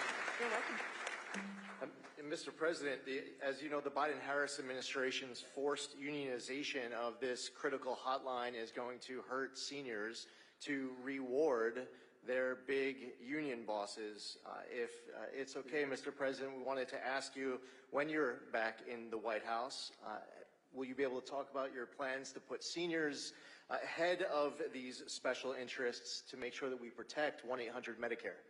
Well, they are special interests. There's no question about it. But there are no special interests with me. I don't care. I don't need it. I don't need the money. I don't need anything. I want to do what's right. But Maribel's going to be my consultant. She's only the special interest. She's going to be my consultant. All right, you let me know. You know more than those guys that get paid a lot of money doing what you do, and you do it so well. It's really great. Thank you very much. Yeah, the answer is absolutely. We'll do what's right, Mr. President. Thank you, Maribel. You're welcome, sir. I love the idea that you're going to use her as a consultant. I think that's smart, and like it's it. also one of the reasons that people recognize that you listen to people who are actually in the middle of something. We have a couple with us here today, Joe Rooney and his wife, Beth, both of whom have been military aviators. Joe, a Marine Corps pilot, career. The Marines are here. We're in good shape. He retired as a lieutenant colonel in the Marine Corps. He's then flown for Delta Airlines for many years in the private sector. His wife, Beth, pretty remarkable life. 24 years as a naval aviator, the very first U.S. Navy female jet test pilot ever. Retired as a commander. Very impressive, both of them. They've served our country honorably and very significantly, and I think I'll just ask them as a couple to express, in terms of speaking to the president, tell him which one of you is the better pilot. That's what we really want to know. I'll answer that. My husband has retired, and I'm still flying. No question. There you no go. question. Great. What do you hope from the president in terms of policies that will affect people who are retired, whether they're military or private sector? But you've both done your service for this country. I'll start out, if that's okay. And if you don't mind, I'll make a quick digression. Mr. President, have you ever seen the movie True Grit? Yes. With John Wayne? Yes. So it was my honor to live under you and help get you elected 8 years ago. and then I watched those 4 years. And I have seen what's happened in the intervening 4 years to everything that was done with you leading up to the calamity of Butler, PA. And I hope you don't mind me saying this, but you have true grit, okay? Thank you, Joe.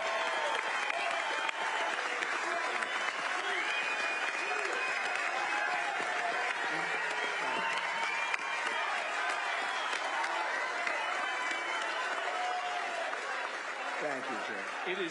It is our honor to do all we can. I live in Montgomery County and Abington Township, and the GOP in Montgomery County and Abington Township is working every day from now through November 5th to get you elected.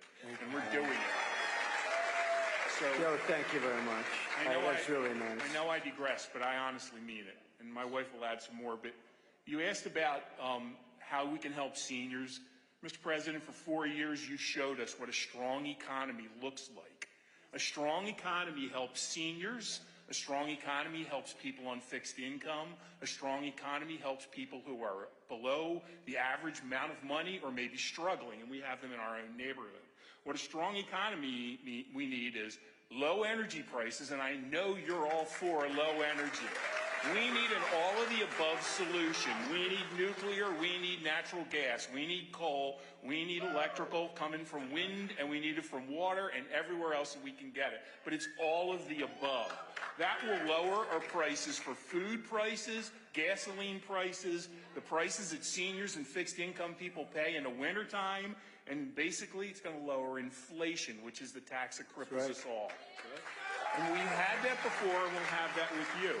From what I understand of the Harris plan, it consists of two things. One is divide people, and the second one is raise taxes. That doesn't solve anything, and any economist will tell you, you tax things, you get less of it. You lower the taxes on things, you get more of it.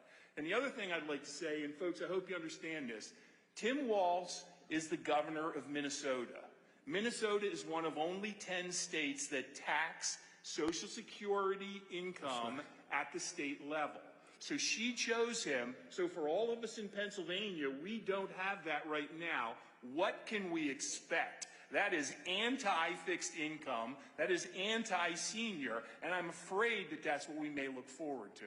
And the last thing I'll ask you, just because I don't know the answer to this, what does 10 million plus illegal aliens coming into our country look forward to as far as the Social Security Trust Fund is concerned, as far as Medicare is concerned? How can we look at our own kids and go forward and say, we have any idea about it, because nobody does. This is a catastrophe. So those are my thoughts. Well, there's good thoughts. And the only mistake that this great husband of yours made was it's not 10 million, it's probably 21 million, you know, which is, and that doesn't include the gotaways. You know what a gotaway is? That's the people that just pour in and, you know, they're all pouring in.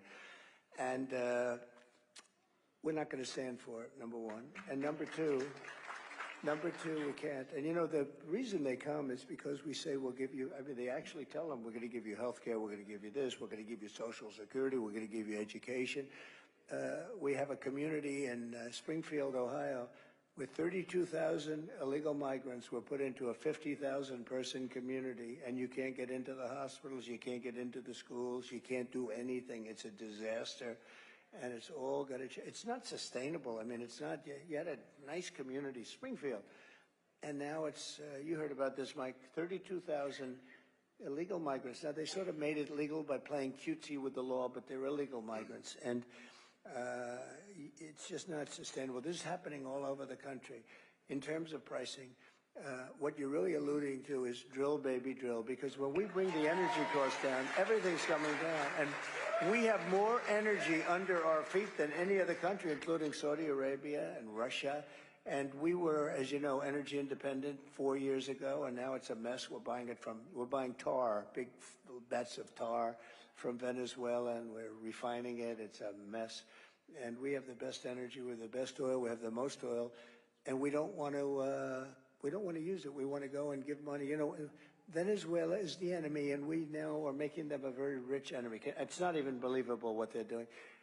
They don't know what the hell they're doing, but we're going to drill, baby, drill. We're going to use our stuff. We don't need anybody else's. And we're going to open up Anwar in Alaska, which is as big as Saudi Arabia, they say, the biggest in the world. I got it open. Ronald Reagan couldn't do it. Nobody could do it. For 60 years, they couldn't do it. I got it done. And Biden comes in and he decides to not let it happen. I'll get that thing open so fast, we'll supply to everybody, and we'll start paying down our debt and all of those good things. But your costs are going to come down. You bring energy. Energy is really more than anything else. It was their spending, but it was also energy. That's really what brought up the costs, because energy, you need it for everything. If you make donuts, you need it for the stove, you need it for the trucks, for delivery, you need. And we're going to have so much energy. And one of the pledges that I make is that we are going to have energy costs, which are very high right now, and that includes gasoline. We're going to get rid of the mandate, by the way, the electric mandate for your cars.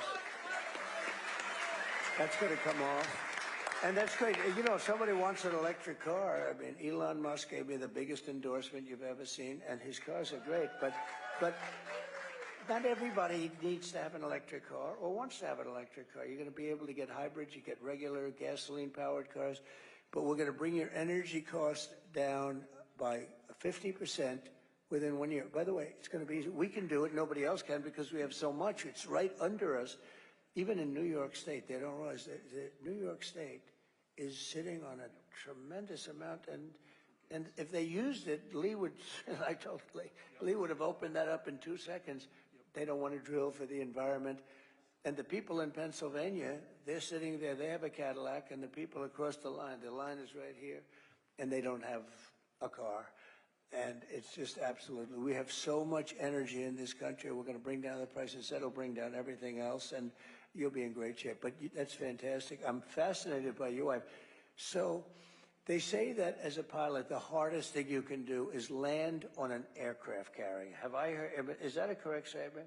Do you land on an aircraft carrier? Yes, in fact, that's... You gotta be kidding. She might be better than you. All the airplanes have hooks on the back, so you got to use them. So go land a carrier. That's fantastic. It's a great story. Thank you very much, Paul. Appreciate it. All right. Ed Grove is a telecom union member and a proud American patriot. I understand he's also a talented musician and singer, a jack of all trades, and the proud father of 4 grown children.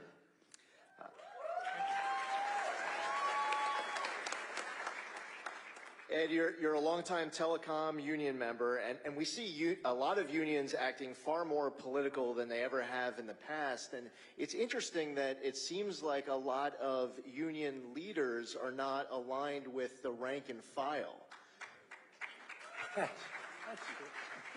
In your personal opinion, do you see this where union leaders, with regards to political matters, are in conflict with their leadership? First of all, thank you for having me. Thank you. Thank you very much, Ed. It's a great honor to be here. Yep. My personal opinion, of course, I can't speak for the unions, but there is a silent majority. Political stuff we really don't care about. Being represented is what matters most to us. Personally, I just don't believe union bosses speak for all union membership. I support Donald Trump because he supports keeping manufacturing jobs in-house. Yes. Good. It was proven in your first term. Thank you for that. Thank you. You also take care of the American worker instead of going overseas or out of country to do so. Very much appreciate that. Thank you. Thank you very much, Ed. Very nice. I appreciate it. Lee is alluding to the fact that the Teamsters took a vote and 61%, this is nationwide, 61, 62% of them support Trump. Yes, they do. And they have a very good head. They have a man named Sean O'Brien, who's a great guy. He's the head of it. And but he released those numbers, which is something I appreciated very much. And the firefighters, the same thing. They support me, the rank and file, so we have a lot of the unions beyond that. I think the auto workers in Detroit, we're going to bring back a lot of plants into Michigan. We're going to bring them back very fast. And you probably read, Mike, where I killed. They were building a giant plant in Mexico, sponsored and owned by China. And I let them know, and that would have destroyed Michigan. This plant would have made as many cars as all of Michigan. This was going to be the largest plant in the world, and I let them know, you build that plant, and we're going to put the biggest tariffs on those cars you've ever seen. And, you know, that was about 2 weeks ago. They've just announced they're not going to build the plant. That's a great thing, isn't that good? Now, if they want to build it in the U.S., that's okay, Ed. If they want to build it, Mike, in the U.S., that's okay. But they're not going to build it in another country and send the cars in here and destroy all of that. That's what's happening. That's what's been happening for 50, 60 years. So they just announced, China just announced they're not going to build the plant. I'm very happy about that. Thank you very much, China. Absolutely. Thank you, sir. Great honor. Mr. President, I want to introduce you to Dr. Kathleen McGuire. She is just to my right here. She has a very esteemed academic career in gerontology, but I think she brings something else to the table, not just the academic study of gerontology, but more importantly, she cared for her own mother for 2.5 years. And Dr. McGuire, if you could express, when you went from the academic side, studying and teaching others about gerontology, and then taking care of your mother, what were the big challenges, and what kind of assistance did you find from the government when you were trying to be the caregiver to your own mom? Thank you. I appreciate being invited here. The challenges were not being able to navigate the system, not knowing how to navigate the system. Yes, I taught the class, but it's different when it's your own family member.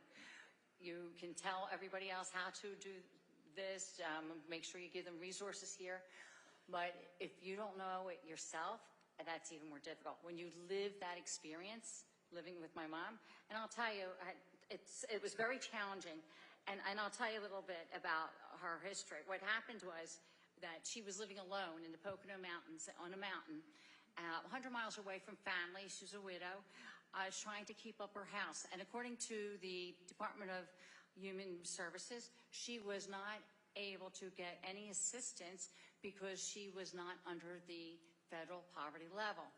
Even though she was on a fixed income, getting Social Security, and she had an Advantage plan, which was also more money. She had one big asset, and that asset was her home. So she was asset rich and cash poor. All right?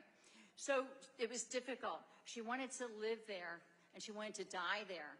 But it was more difficult. She had to make difficult decisions. Do I pay my taxes, which she had to pay her taxes. She had to pay association fees. She had to pay utility bills with, what, $1,400 a month, maybe? She had to pay for food, maybe. And she had to come up with a decision. What do I do? Do I maintain my home or do I eat? She chose to maintain her home rather than her well-being. She decided, well, as her health deteriorated, we brought her back to my house in Bucks County, Upper Southampton, rather than Lower Southampton. Not far from Mickey D's where you were, yes. That's right.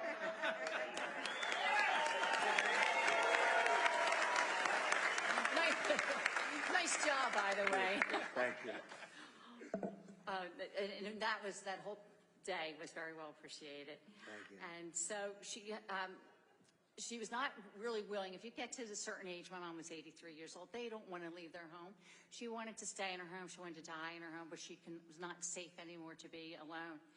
And so we had to quickly find out and navigate the Medicare system.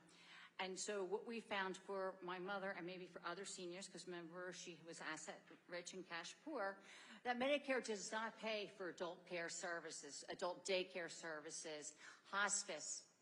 She was in the hospital in April. If I wanted to switch her from this room to another room, $14,000 a month. Cash, okay? All right? She came to us and she didn't have there was no respite care. That is not covered. Home care assistance is not covered, and you have to have basically 4 hours of service from these, agencies. So what happened was that I'm fortunate enough and very proud of my immediate family. We became the caretakers. We became the elder care supporters. My family supported her. It was challenging sometimes. It was a team effort. She was able to get to her doctor's visits, go to the dentist. Any money that she didn't have or couldn't pay, our family supported her. She had 3 meals a day. She had significantly lost a lot of weight. She was down to 100 pounds at 5'6". Well, she'll probably less than that as you shrink. But she gained 20 pounds with us. Gained 20 pounds, had to buy new clothing. Yep. Thank God that's for my son's cooking. But she wasn't allowed to leave the table until she finished everything. So that was, what goes around comes around, right? All her activities of daily living were supported by us. We took her everywhere she needed to go. She was my best bud. She went with me door knocking. She did. I had very signs. Nice. Yeah. I knew I liked her. 83 years old, door knocking. Sometimes Very I had nice. to leave her Thanks, in the Jen. car and I forgot that she was there. I was too busy talking. But she was with me, wasn't she? But the most important thing, because, Medicare, we had a difficult time. She had her family, and that is who her support was. And unfortunately, it took 2.5 years for being assigned a case manager to help us. Did that work? After 6 weeks of being into a facility, she had passed away. And at lower than, probably about 100 pounds. But you know what? It's difficult to navigate this system. And it's difficult when you need help and assistance because there's no one there to help you. And I'm very proud of my family for that. So asset rich and cash poor. What did they do with the house? What happened with the house? Oh my gosh.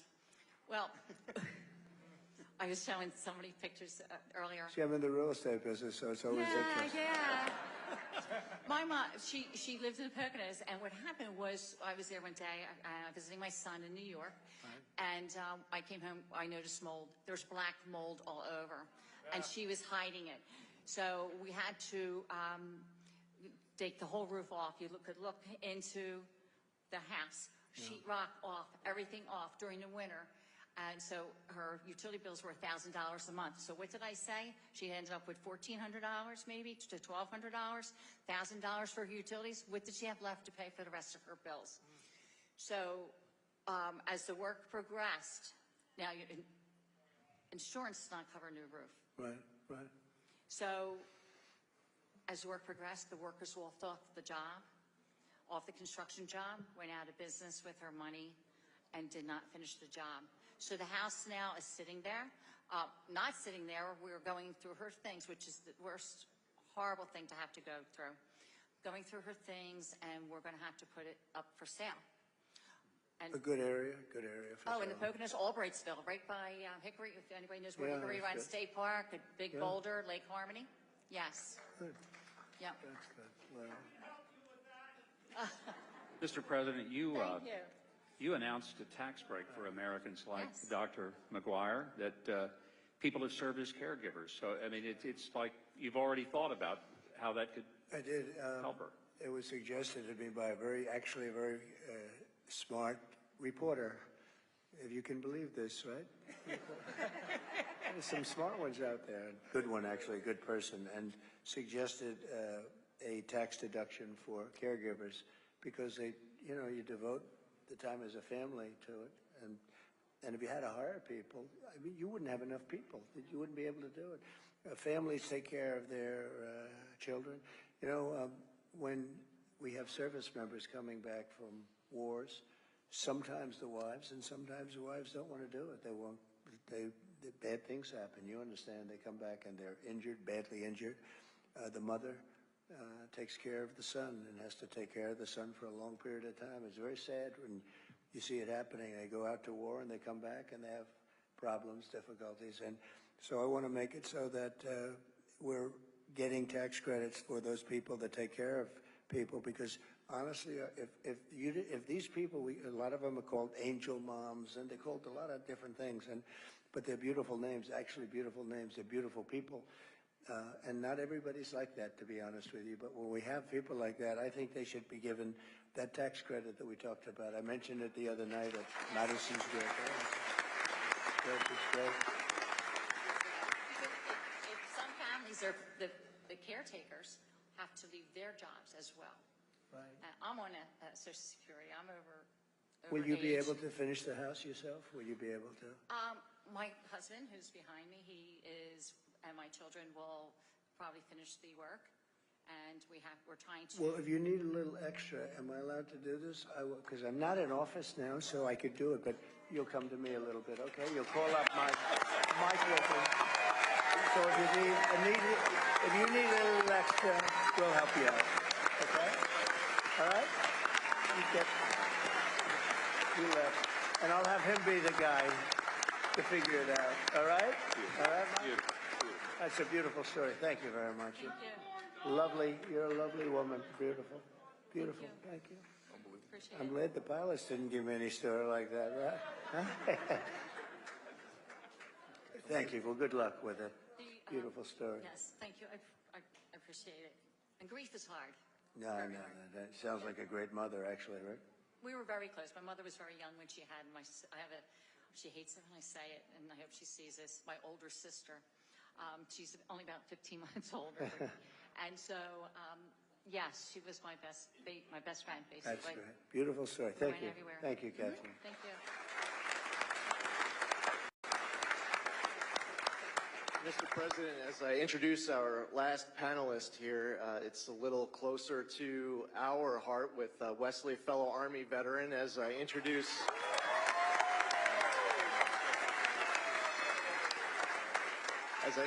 a fellow 82nd Airborne Division veteran, Ted Murphy. There are a lot of military branches up here well represented, but at this event that has a lot of seniors, we have one person in particular who is a member of our nation's greatest generation. He served in the Pacific from 1944 to 1946. Ed Buffman is here. Ed.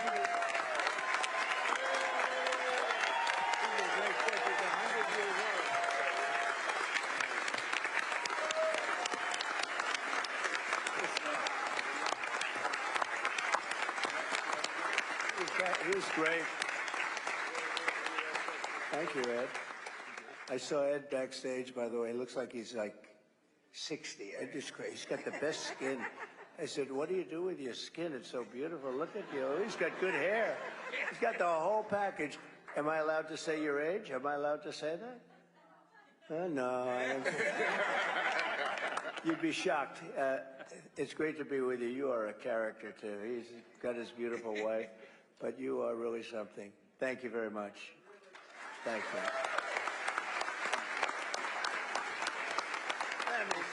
Mr. President.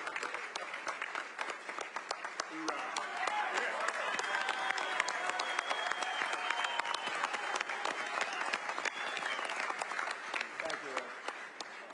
He's a great guy.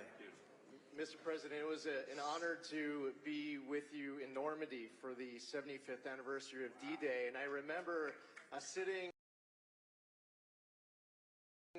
filled with World War II veterans, and they were all hollering after you, trying to get your attention. The amount of love with all of these veterans there at that moment.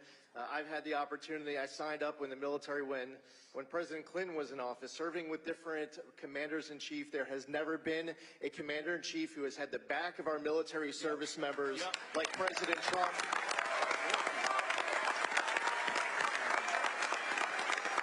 And our veterans have never had a commander-in-chief who's had our back like President Trump.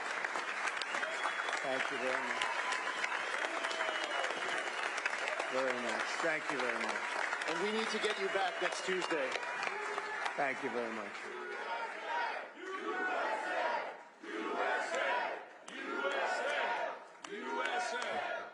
Thank you very much. Excellent. Ted Murphy comes from a family of military service. Ted has served his country in uniform in the U.S. Army, in government at the Department of Justice and Department of Homeland Security, as well as inside of the U.S. Attorney's Office in Philadelphia and with ICE National Security Law Division in D.C. He is one of the top immigration attorneys in the country. So Ted, as a top immigration expert and as a veteran, can you speak to the impact of illegal immigration on the safety of our citizens? Yes. Thank you for having us here today to listen to these important issues. As mentioned, I come from a family of veterans. I'm one of 7 siblings. 5 of us were active duty, 3 are retired military. My 2 sons are medically retired from the military. And even my mother, at the age of 55, she joined the Medical Reserve Services with the Army and served until the age of 69. Ended up as a field commander in Bosnia.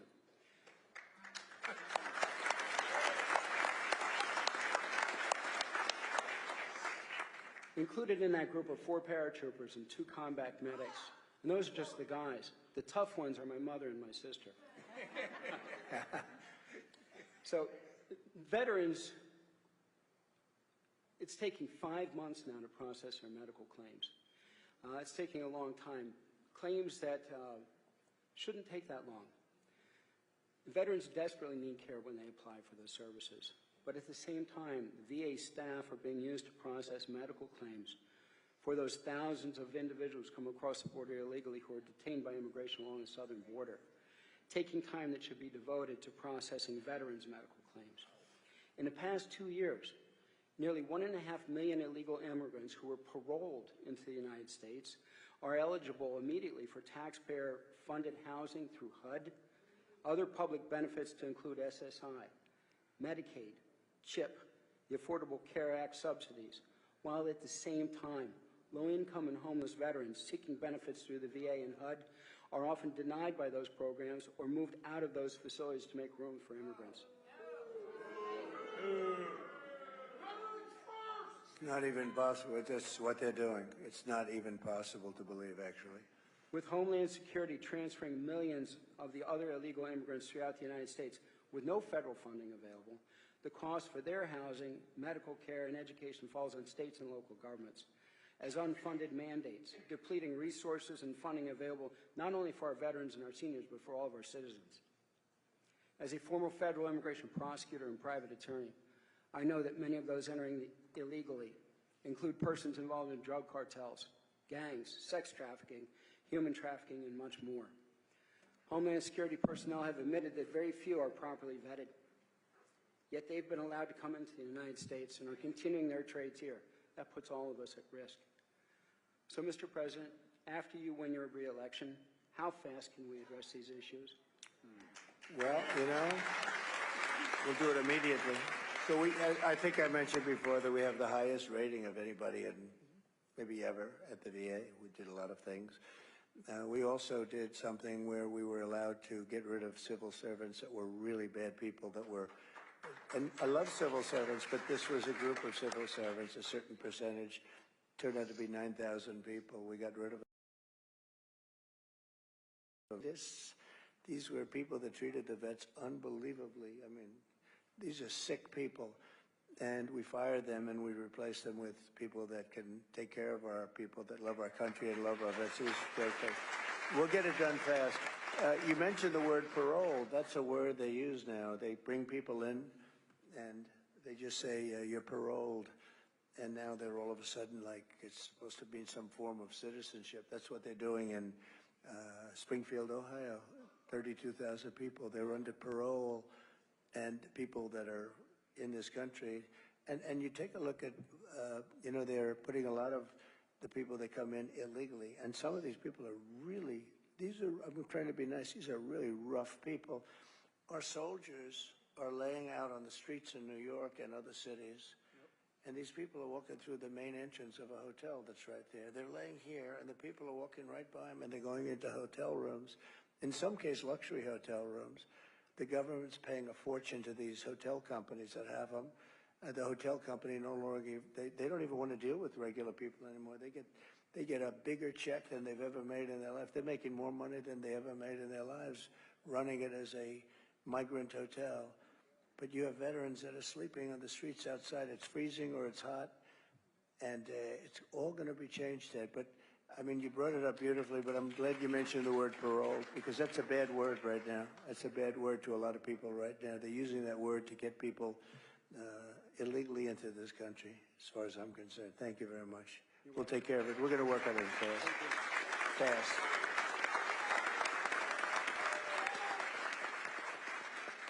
President, thank you so much for being here. Thank you for being willing to put yourself out there for us.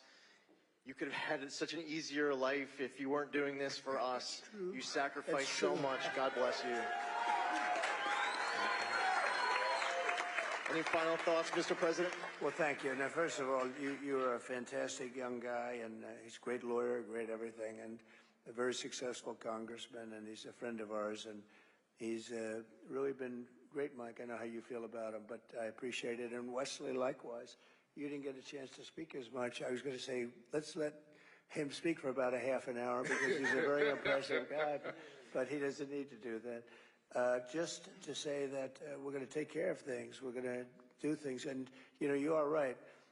I didn't need this. I could have been on the most beautiful beaches in the world. I could have had a wonderful life like some other people. I would have had the great. But, you know, if I had it to do again, a lot of people say, if you had it to do again, and Joe was nice enough to mention it was, I mean, they've been brutal, these people. They are horrible people. A lot of them are just absolutely horrible people that do not love our country. But if I had it to do again, would I rather be on the beach with the water, that beautiful salt water hitting me in the face, my white skin getting all nice and tan? Or would I rather be here with you in Pennsylvania, making sure that people aren't going to cheat on the vote? And I will take you and Pennsylvania every single day. I will do it. No.